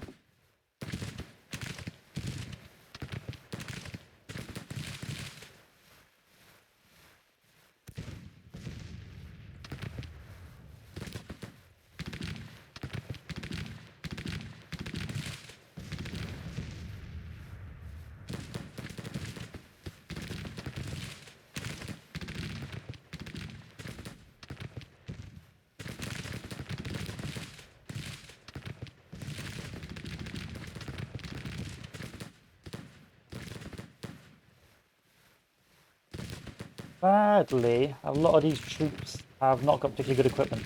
I mean, they've got V-board muskets, which is better than nothing. But if these guys are better equipped, then we could potentially see the battle not go in our favour.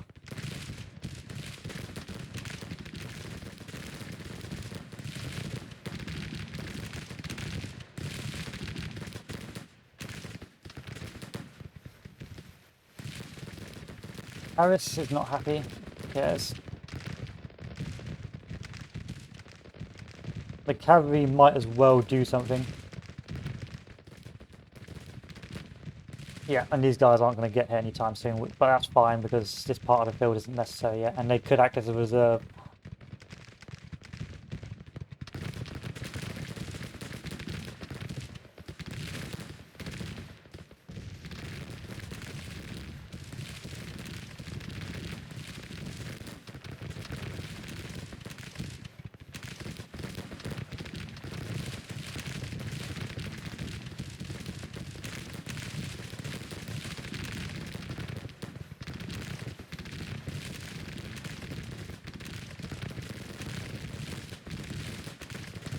It's taking you guys ages to get anywhere.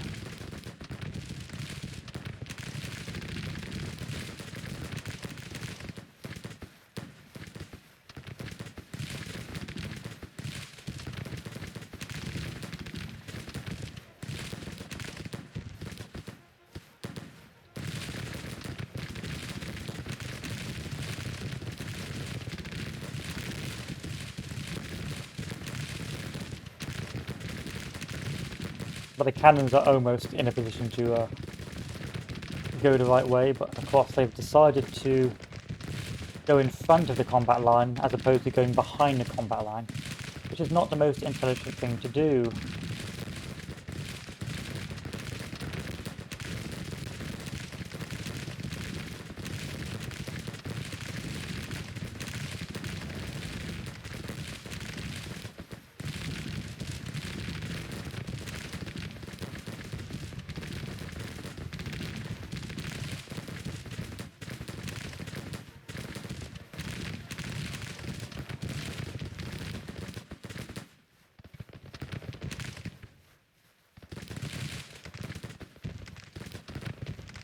Looks like I'm no longer in a position to get that right flank, so we're going to start moving these guys forward in the hopes of putting some pressure on.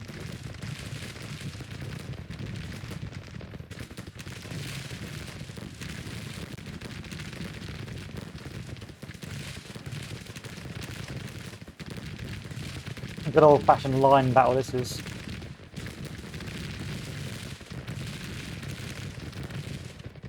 So they are beginning to tease my left. Hopefully the cavalry will get there in time. Probably not though, it is always cavalry, always turn up late. But I think on the centre we are winning the trade.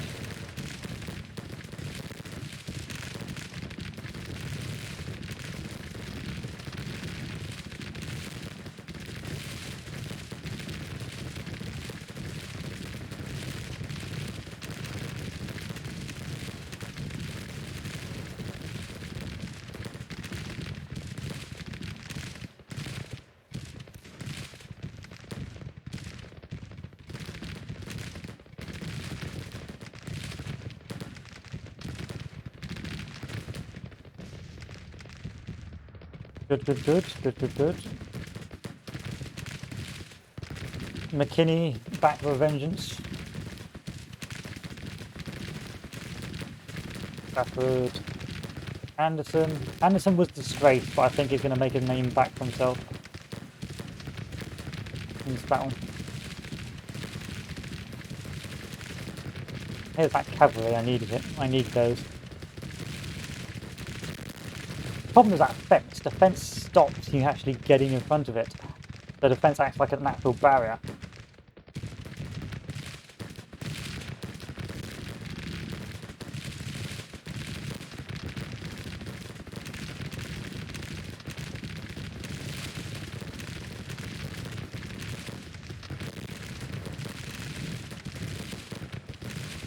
I'm going to see if I can split the Union force in two here. So I can save that left flank, which is getting a little bit harassed right now.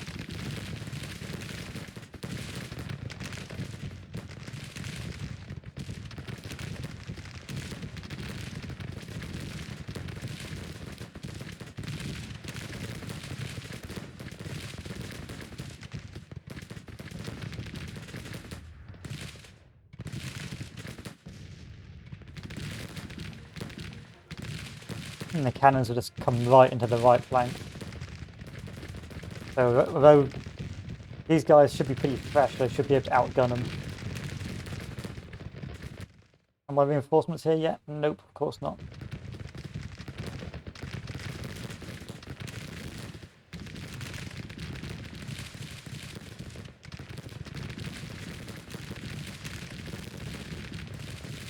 Oh, here's the cow.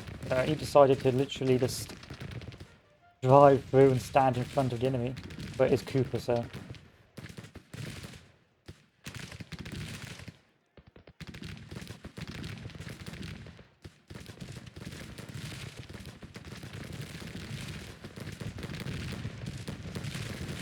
Now to show the true power of cavalry.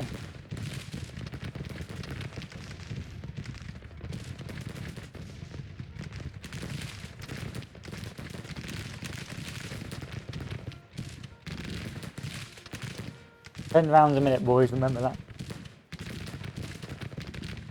Actually, it's a Jostin rifle, how much is it?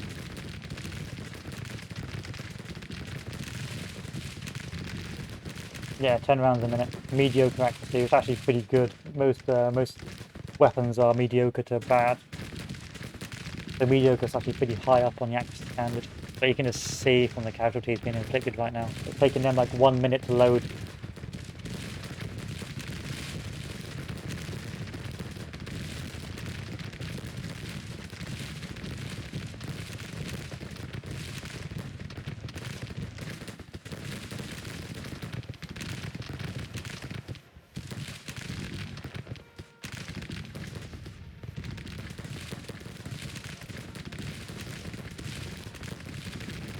Fall back.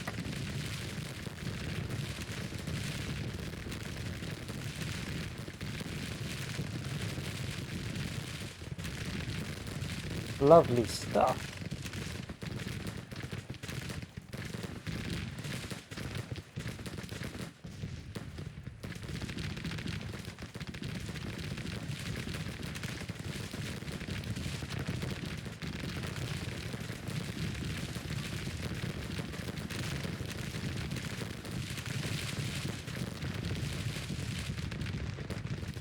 I think we're doing pretty well right now, but you can see the balance of power is still in the middle, so this is a bit of a gamey way of telling me that this maybe is just the first wave.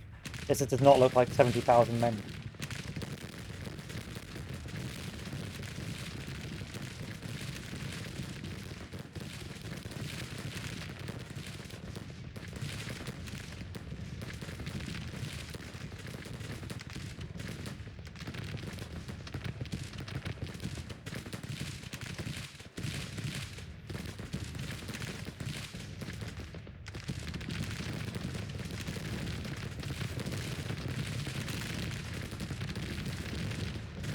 Keep on thinking Stonewall is Stonewall.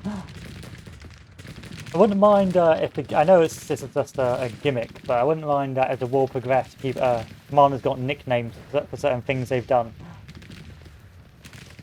I know it's like bottom of the pile, but one can dream, you know.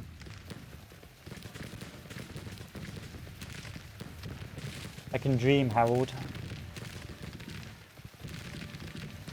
So if there's like a one particular commander just like holds throughout the entire battle, even though they're getting smashed, they get like stonewall.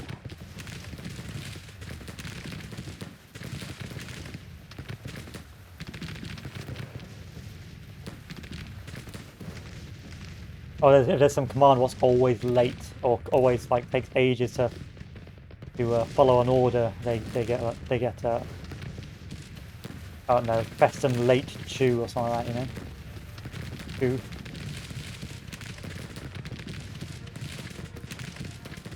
Okay, now the balance of power is flicked, so I think there may be a chance they may be beginning to withdraw. Has any of their troops got here yet? Arriving in 1 hour, so this is where if I can't beat them within the hour, this is where they'll continue. I reckon they'll continue on the fight.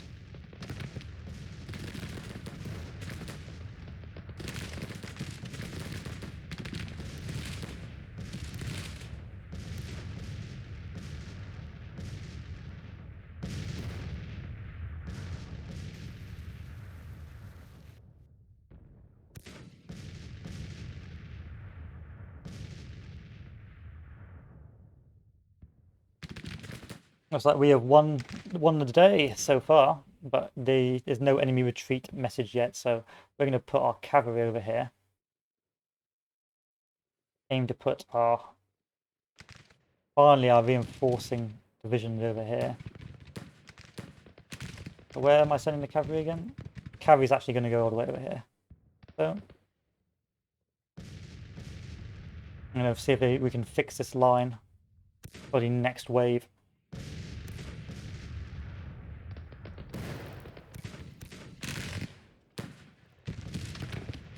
Okay, send up skirmishers.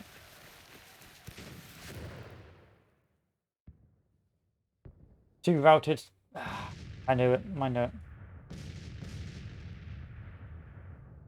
Reform the line.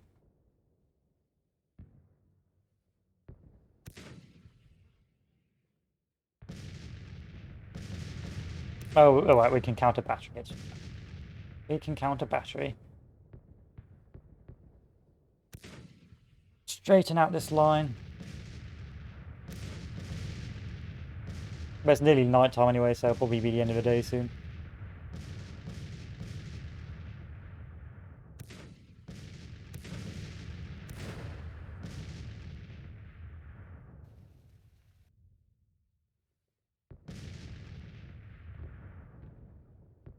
Come on, Cav.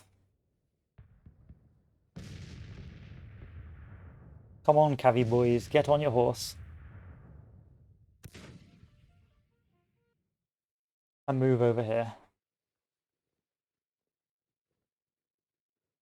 McDowell and Owen have arrived, so that's the rest of the Confederate, the Union force moving in.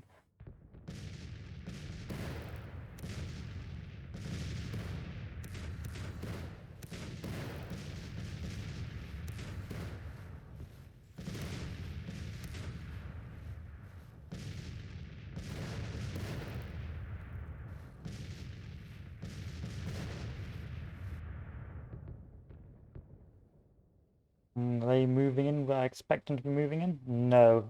Okay. So, looks like they've added a new change where the Union can now spawn from different areas. They no longer tell you immediately where the reinforcements are coming from. Because I'm pretty sure that was white a second ago and now it's blue. So, now it looks like the Union is going to be coming down on my left.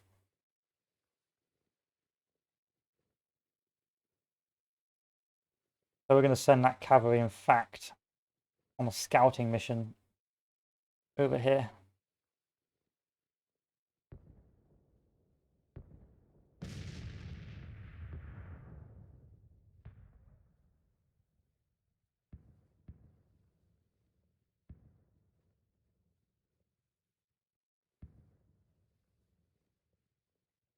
And these guys are going to withdraw.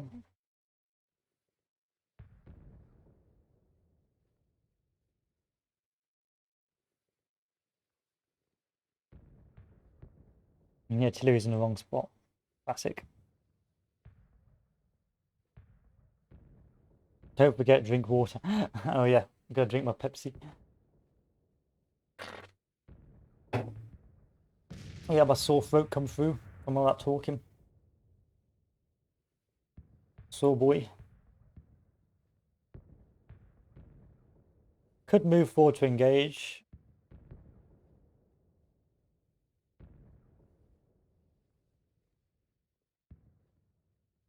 Oh, daily reminder. Drink the fluids. I'm going to move this corps forward. Or this division forward. How is it going to be a minor defeat?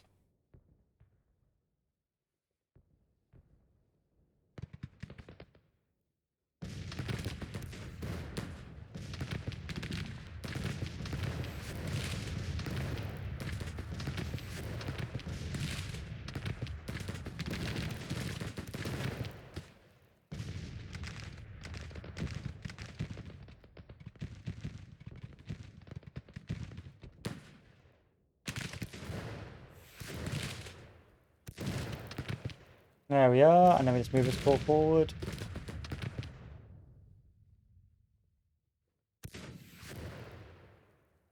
See if we can get this artillery piece. I've been trying to get it all day, but it just keeps routing my troops.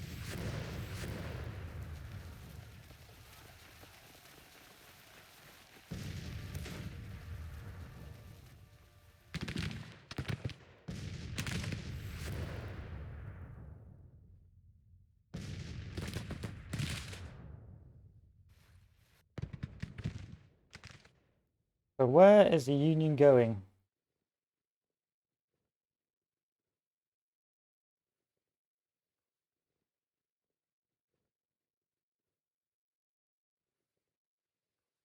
That's only one division left. I don't really care about that cannon anymore. Oh yeah, it's routed. So what we need to do is now we've beaten this army in detail, we should move the army of Shenandoah across this river. Because I reckon that's where the Union is, or what's left of their armies. Oh no, here they are. Hello. Hello.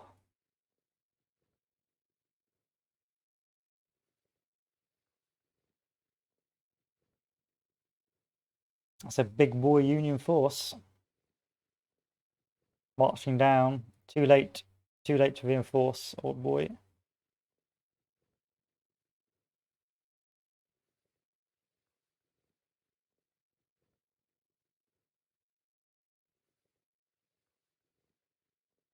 Yeah, that's good. We'll turn this. Oh wow, it's a double prong defensive. Interesting.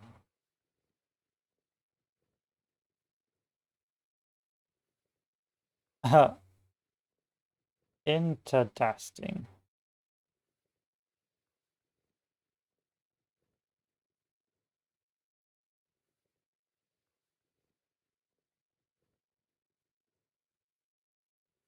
Got the cannons as close as possible.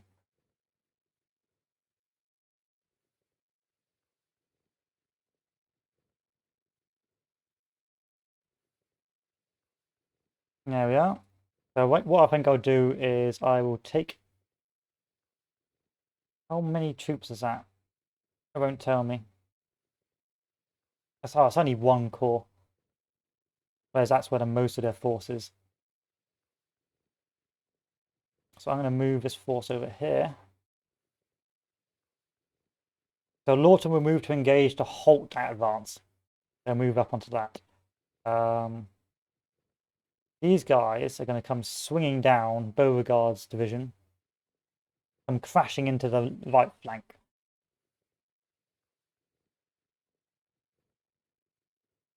And cavalry's going to take the center. Over here, the army of General Lee. I wonder if I can cheese this. I'm ready for the cheese, boys. Can I cheese this? Ta-da! No, I can't. Okay. The army of General Lee is going to move forward on the main road. Secure there, and as soon as the flank is turned, we'll be able to engage.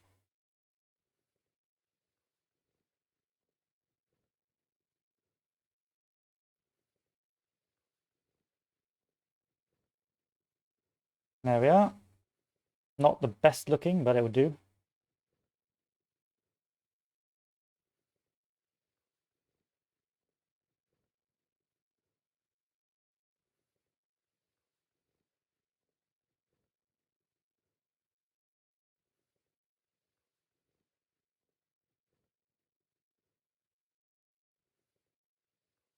start moving up.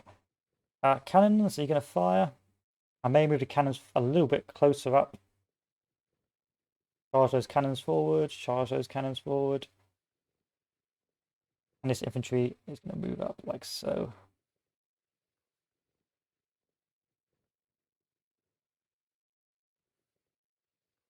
The ambush begins. As soon as the orders are given.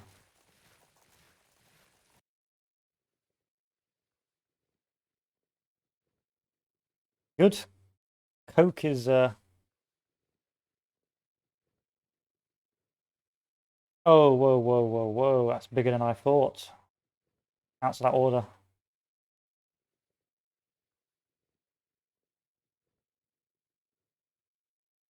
Far long range. You plonk yourself over here behind this fence.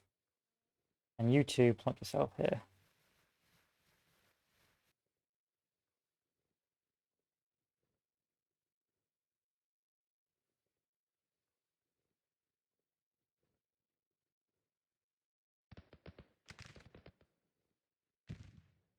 So they've immediately broken marching formation.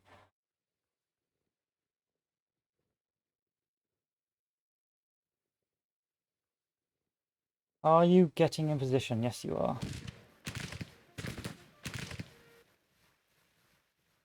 Not bad, not bad. Pretty good so far. Feels good, man. Got a nice two-tiered defense, so if anyone tries to flank these guys, they'll get fired upon by these guys instead. Looks like they're marching in parallel.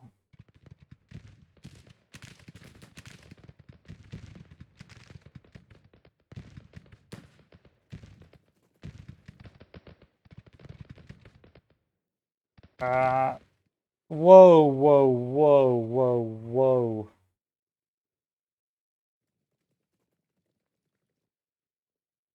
What's going on here? Cannons move to engage. Cancel the order, cancel the order. Everyone cancel your orders. Cancel, cancel, cancel, cancel. Cavalry. I gotta wait for the orders to be cancelled.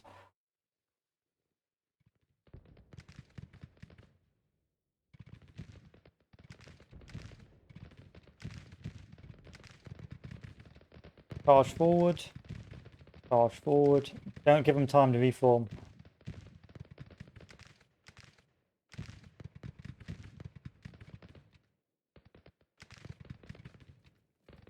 Deploy skirmishers. Charge forward.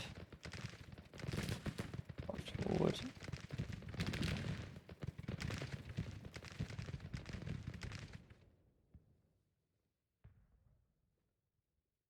Okay, cavalry. Move forward immediately to engage. Infantry. Like, they are on that track. If we can just pin them.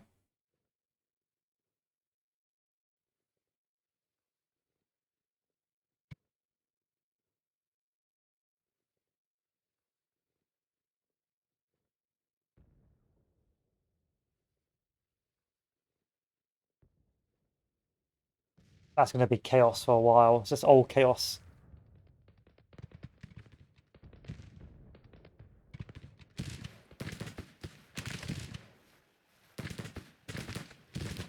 Still, we've halted the advance on the right, allowing us to sweep in on the left. I think I can, as long as I can crush this army, I think we're in a good spot. This is a small, weak army. Their brigades are quite tiny. So I think, and we're in a good position as well. As long as I can swing in from the left, crush this, move this army to flank over on the right, wipe out this army in detail while the army of General Lee wipes this army out in detail, we'll be fine. The problem here is that there's going to be a lot of chaos because of the bad terrain, so it's going to take a while for orders to get anywhere. Like, we've still got orders from the Hampshire to move up to support the army of Shenandoah. So I can't give these guys new orders until I've cancelled the old orders. Which is, of course, problematic. And the cannons have also got the same problem because the cannons are moving dangerously close to the enemy.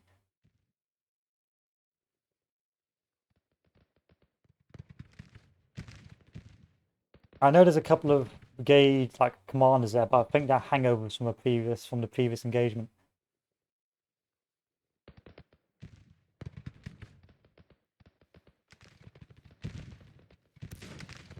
Long range, gentlemen. Always fire at long range unless I tell you otherwise.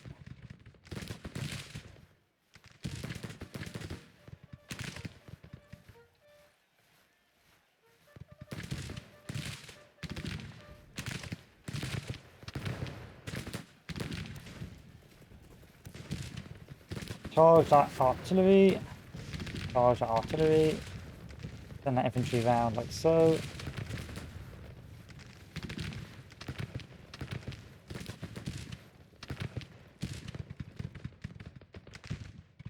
This division needs to come crashing down like so. Artillery is in a good spot.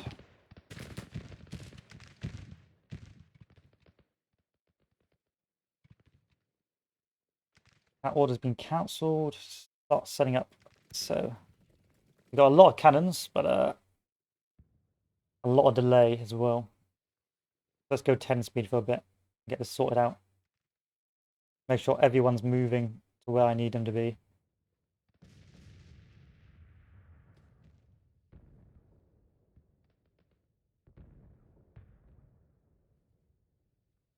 Good, cavalry's here. Always good thing about cavalry is that if they are used as reserve, they can quickly move somewhere to fill in any gaps.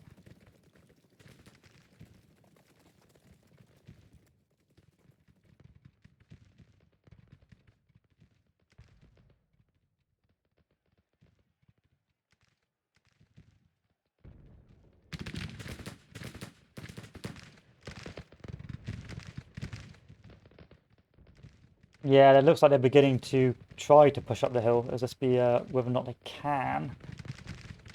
I think we'll be able to just hold them with our cannon battery, especially if their assault's disorganized. If their assault's disorganized, then the cannon batteries will just mow them down one by one.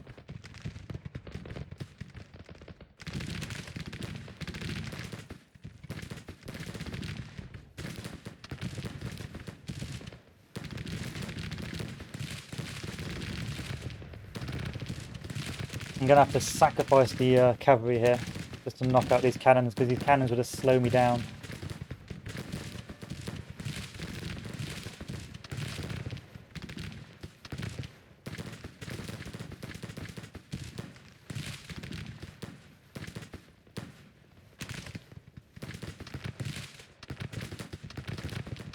You know, a lot of the generals, I know some of them. Yeah, they went to the same office. Yeah, they went to what's the officer school you guys go to? West Point. So I've got Samuel Cook and Co. to engage on that right flank.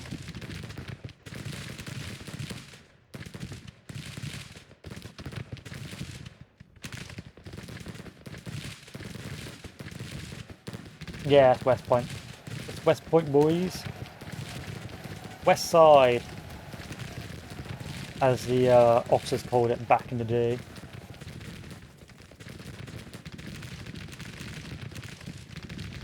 Oh no. Oh no. McCulloch just got point blank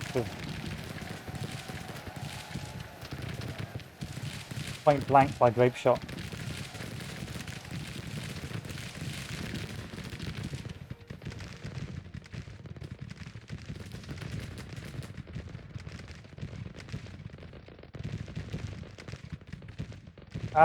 What's it? I think it's called. What's the officer school in the UK? Let me think. It's been a while. Not Cambridge.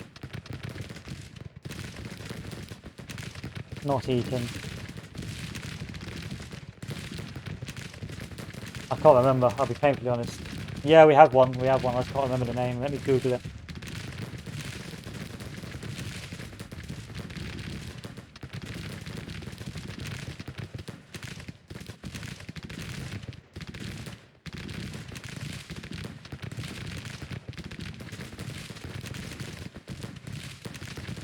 Sandhurst, that's what it is, Sandhurst. Can't believe I forgot.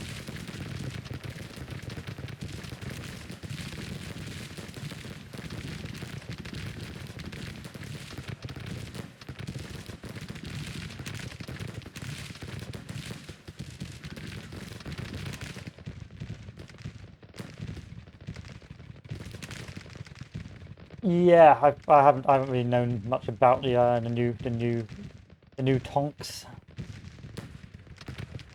If I'm honest. Challenger 3, Reggie. Reggie.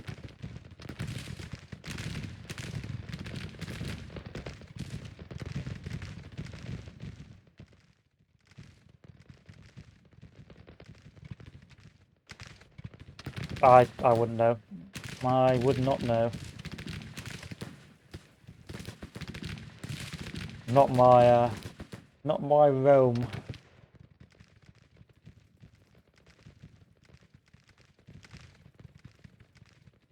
Not my realm of expertise.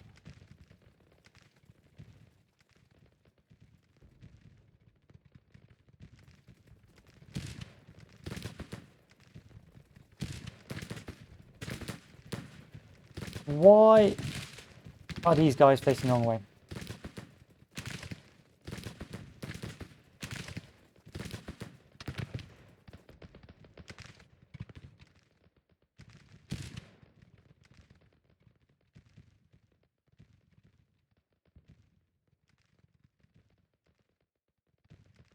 Start moving this army over here, even though they're going the wrong way about it. Council order. So we're having limited success on this. Oh, it's supposed to compete. Oh, okay, okay. I thought tanks were dead. I thought the error of the tank was over. I thought tanks were ripped.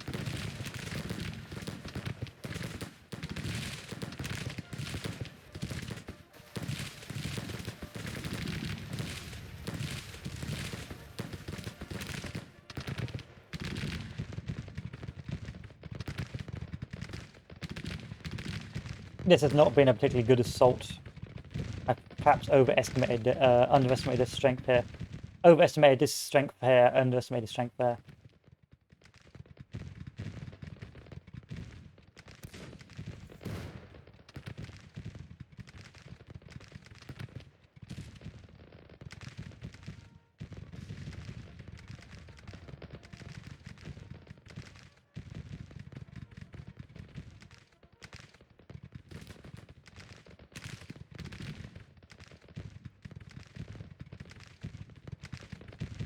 Right, I think the tide is turning.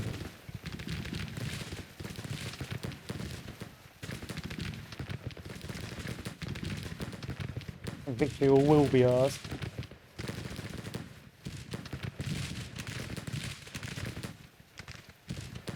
Especially because they've just marched in behind. They got a cap in their line. Yeah, Toga.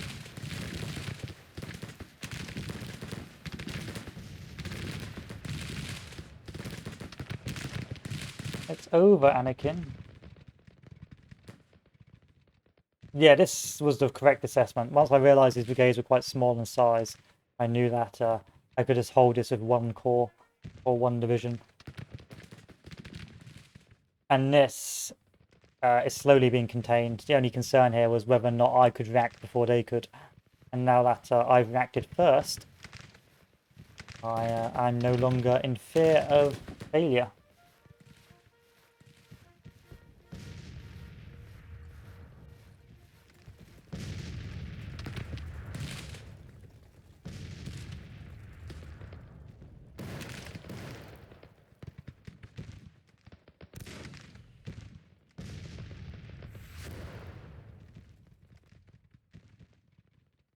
this has been one of probably the highlights of the campaign so far, of the new patch. The last two battles have been really interesting, really entertaining, and I like how they keep it a secret now about the Union reinforcements or the enemy reinforcements. So you can't just game it and be like, oh, let's leave a detachment there. You've got to sort of hope we can react before they get into a position to do the dirty on you.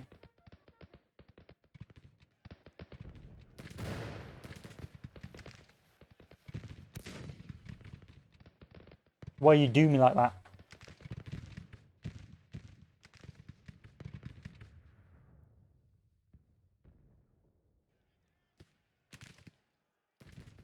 What town is this? Maybe I'll call it the Battle of Emery Chapel. I know Emery Chapel's a bit further to the north, but we'll call it that. I'm gonna remember to do that.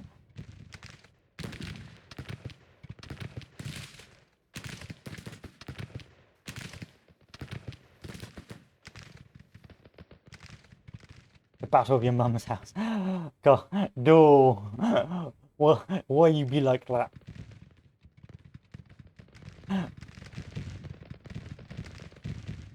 Mum. Mom. Oh yeah, you Americans call it mom. Listen, Mom.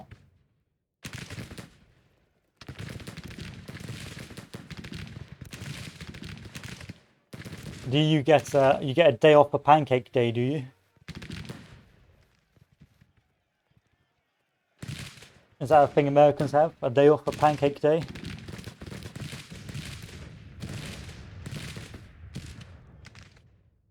No. Oh, sorry, I just thought... Oh, because every day is Pancake Day. Oh, I forget. So sorry, Joe, I forgot every day you boys eat pancakes and syrup. Damn. Here's a question. You know, you say like you have gravy with your pancakes. Is it actually gravy, or is it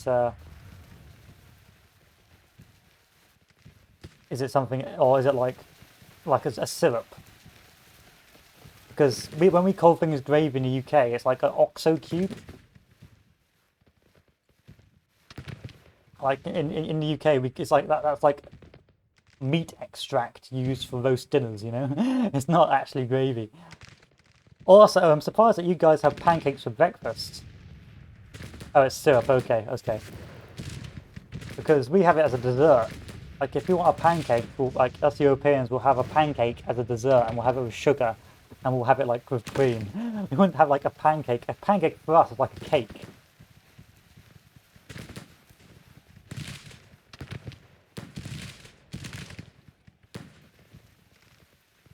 You know, we have it with some whipped cream. We have it with some banana. Have it with some ice cream.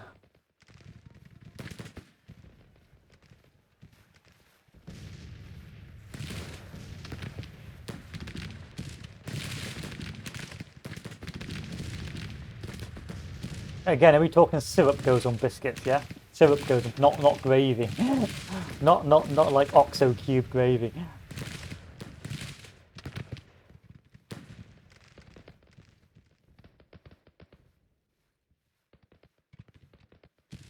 We can't. Look, all I'm asking is, what is gravy? Like, when you have gravy in your biscuits, do you have syrup on your biscuit? Or do you mean I get out some OXO cubes, get out some extracted beef meat, and pour some hot water on it, and drink it with some biscuits? Sort of meat in it. So okay, so you have gravy with biscuits, but you have syrup with pancakes, but you call syrup gravy. America's a backwards country. Sorry, boys, I don't care about dislikes. You quote me on that. You clip it. Until you sort out your language, we can't be friends. Like, why did the Canadians? We do not call syrup gravy. Then why do you have gravy with your pancakes?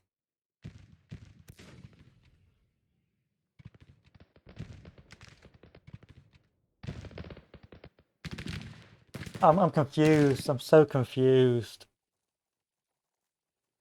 Okay, so you have syrup with your pancakes, but syrup is not cold gravy. Okay?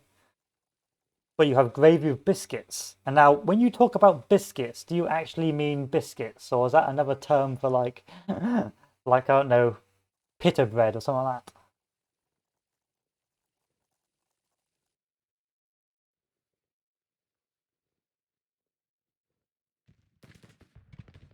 Like, what kind of biscuits are we talking about? Are they dumplings? Aren't American biscuits dumplings?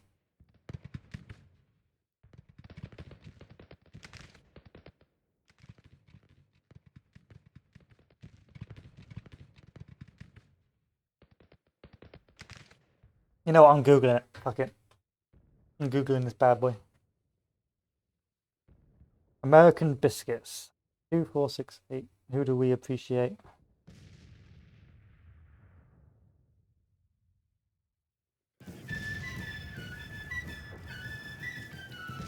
Oh, they're like scones. They're scones.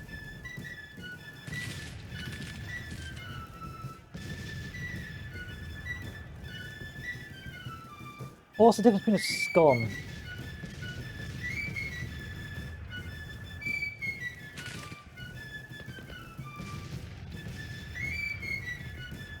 What's the difference between British scones and American biscuits? Okay. British scone has more sugar and fat. British scones will use milk instead of cream or buttermilk.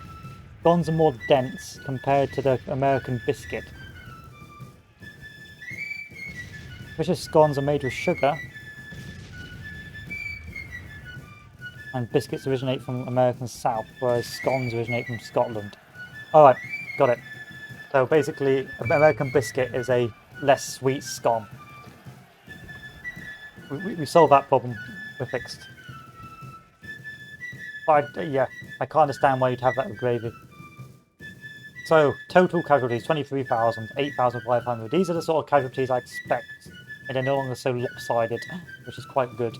Very good battle. I would say this is one of the best, one of the better battles. Or this episode or this stream has shown when the AI is quite intelligent and when the battles can be quite unique and different. Very good, very good. Okay, that's why I use gravy. Okay, that makes sense. But still, you should. I think we need to invade America, so we force the Americans to call scones, well, call scones scones.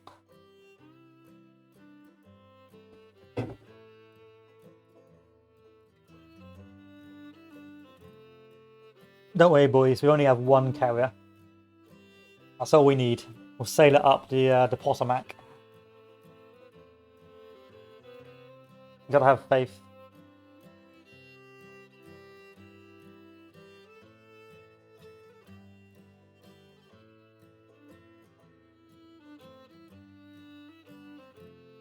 See, if you got me out an American biscuit, I'd have thought that was a scone. I'd be like, can you give me the cream? Can you give me the butter? Not the butter. So how we have scones is we have normally a plain scone, but you can have a fruity scone, but it's kind of taboo. You don't really like fruity scones, they're for backwards people. No, you want a plain scone with clotted cream and jam, and you serve it with tea with 2 sugars. And that is how we have our scone. Another narrow victory, apparently.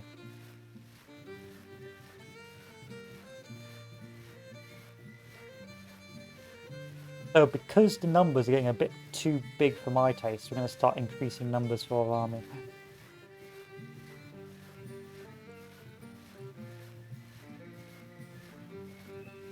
Now we're going to slowly have to upgrade to Springfield muskets.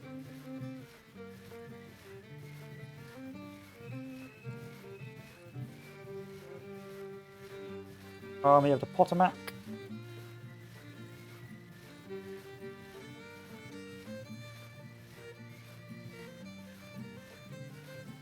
When you come visit, if you know the way things are going, we'll never be able to get anywhere ever again. Travel will be for the privileged few. Let's save the game. But saying that, I think the Americans are lifting the old restrictions on travel for a while, which would be nice.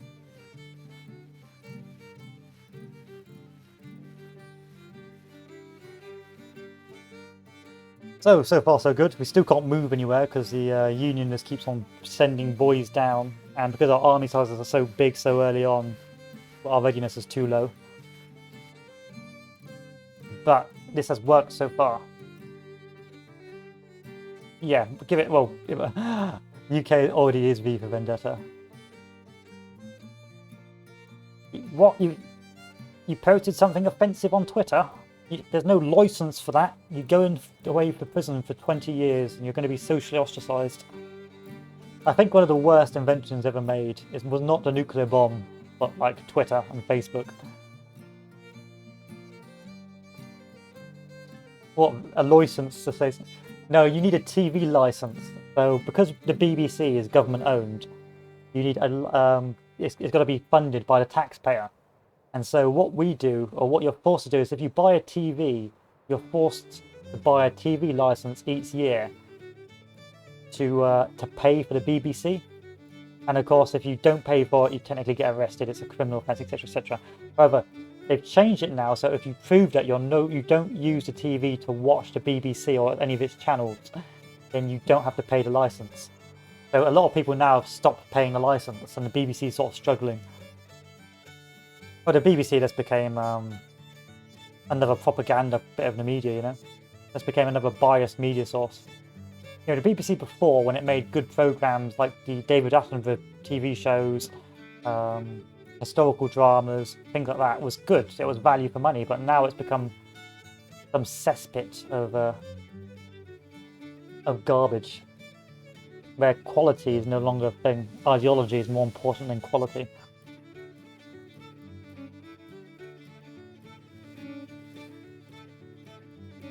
So let's take a look at the numbers now.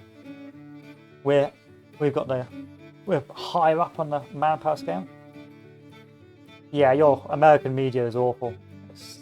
I mean, it's pretty bruh. But at least it's so obvious the message or the ideology they on each side. So we've got this. Will this give me 2 more credit rating, hopefully, and then we can go down industry some more. I just stopped watching the news. I was like, you know what, I've just had enough. I can't be bothered to be told what to think anymore.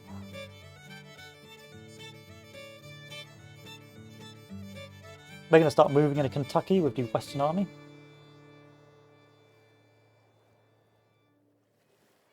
Where are you, boys? Have I just skipped past you? Yes. This is the problem now. We're going to start running out of... We're going to start running out of guns, and I think with this latest patch, guns are like unicorns, they're hard to come by.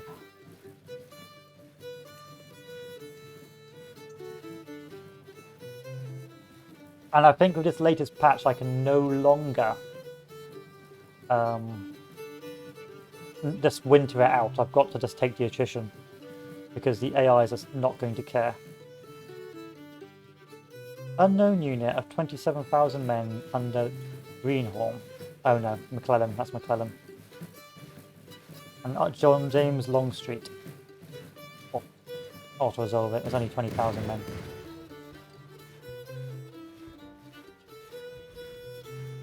It's only 20,000 boys.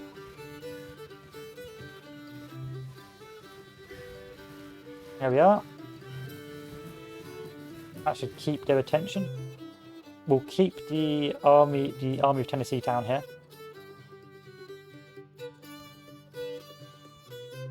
Build up supply up to 3. Make sure there's max supply for this army before we move it forward anymore. And the aim will be to take Louisville. Excuse me.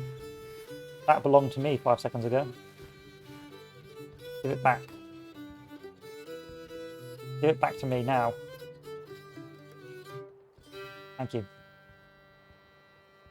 Thank you.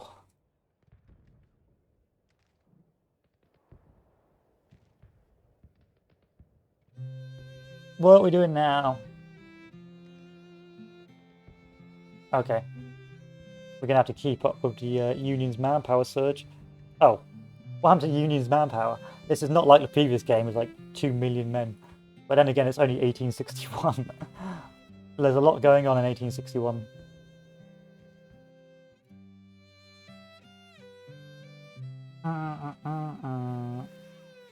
I'm going to wait till these guys are green and then we're going to go on the offensive because I want to push these guys back so I can start expanding elsewhere.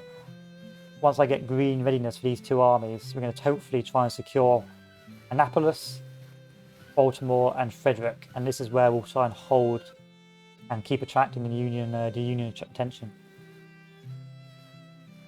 That is, of course, if it works.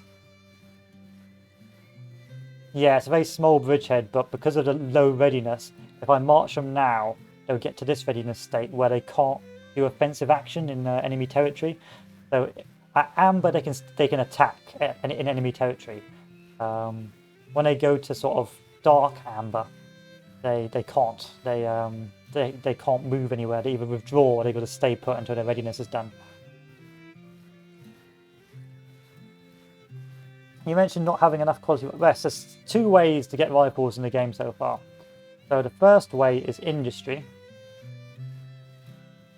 So you go down the industry tech. This will give you more funding, allow for further expansion and more money annually, and it will allow you to invest in more subsidies. So if you invest in more industry subsidies, there's more money to build stuff like industry or guns manufacturers, which then of course increases the production of guns. It also unlocks higher quality guns the more industry you go down. So for example, if I research this one, I'll maybe get rifle Springfields. If I research this one, I'll get, I don't know, the Mississippi rifle, something like that, and so on and so forth. So it gives you the opportunity to get better weapons and fund for more industry to make weapons, but you can't build them yourself. It's automated. The second way is diplomacy, where again you go down the diplomacy tree, you add funding to diplomacy, and what happens there is every, say, month or so, there's a chance that the European powers will send you weapons. And again, the further you go down that tree, the higher quality or better European weapons they give you, and of course the higher the subsidies. So if you want to max your weapon production, then you need to go down both diplomacy and industrialization, but it takes time. And you don't really have enough policies to do it. So you're going to do both of these and run out of money, or you're going to do one of them and then maintain your money. So I think we're going to have another battle in a second.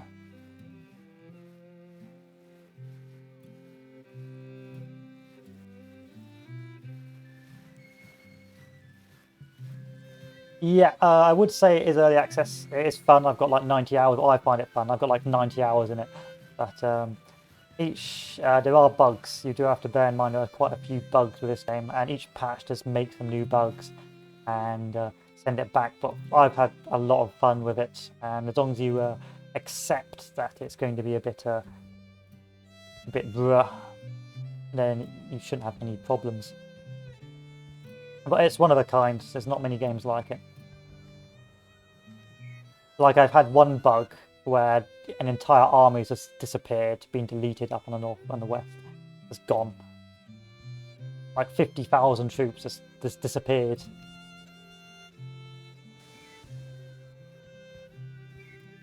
So what do we have coming over here? The Army of Indiana.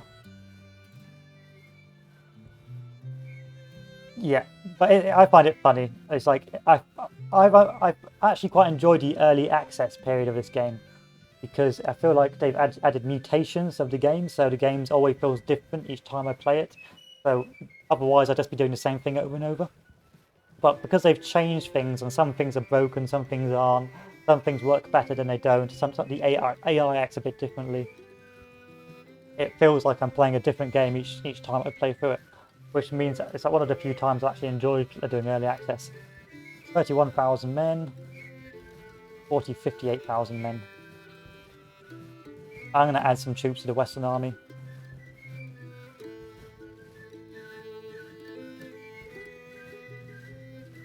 But now I've run out of equipment, so they're not going to have the best equipment for this battle. So as expected, there are 2 armies moving down to engage the Russian army. What I'm tempted to do is move up the Army of Tennessee. So if we do win the battle, and these guys rout, we can move forward and secure the bottleneck here, while this army moves forward to capture Louisville.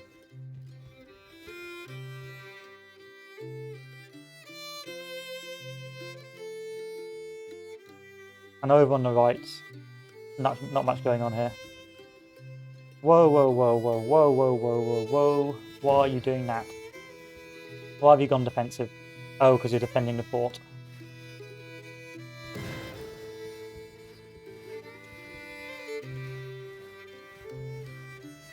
I'm just interested in strategy games in American Civil War, but when I first checked this game on YouTube, it looked almost unplayable because of the bugs. Yeah, you just have to be a bit careful. You just the bug has come a long way. You just have to be a bit careful with the bugs now. You've got to make sure that you save after every other battle, and be prepared to roll back some of your saves. But I think in its state right now, it's a fairly stable game. It's very much improved. So I'm sick and tired of Lee waiting on behind, so I'm going to start moving up the army of General Lee to support this. Yeah, the AI today has been very good indeed. Very impressed with the AI this playthrough.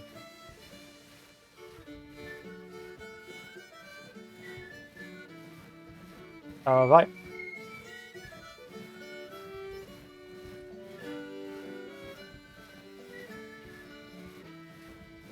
Save the game.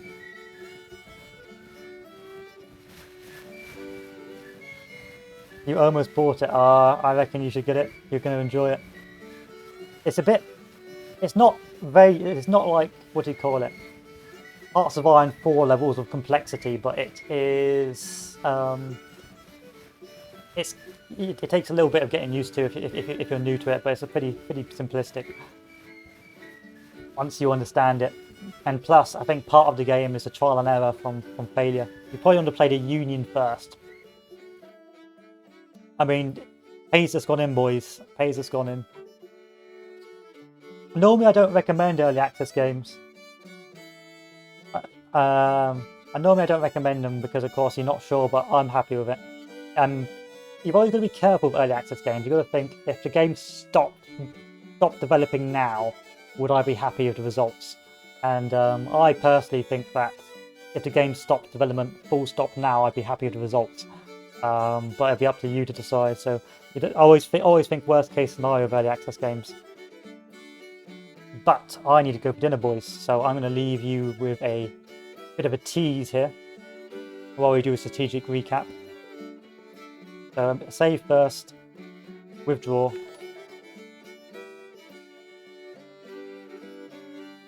Save. Okay, pause the game. And let's take a strategic overview of the situation. So, we are continuing to hold the north of Washington, and we've been holding it for quite some time. We've started to cement our... Oh, I need a drink. We've managed to cement our foothold of Washington after several key battles, and we are beginning to fortify around it with the creation of Fort Stockton, etc., etc.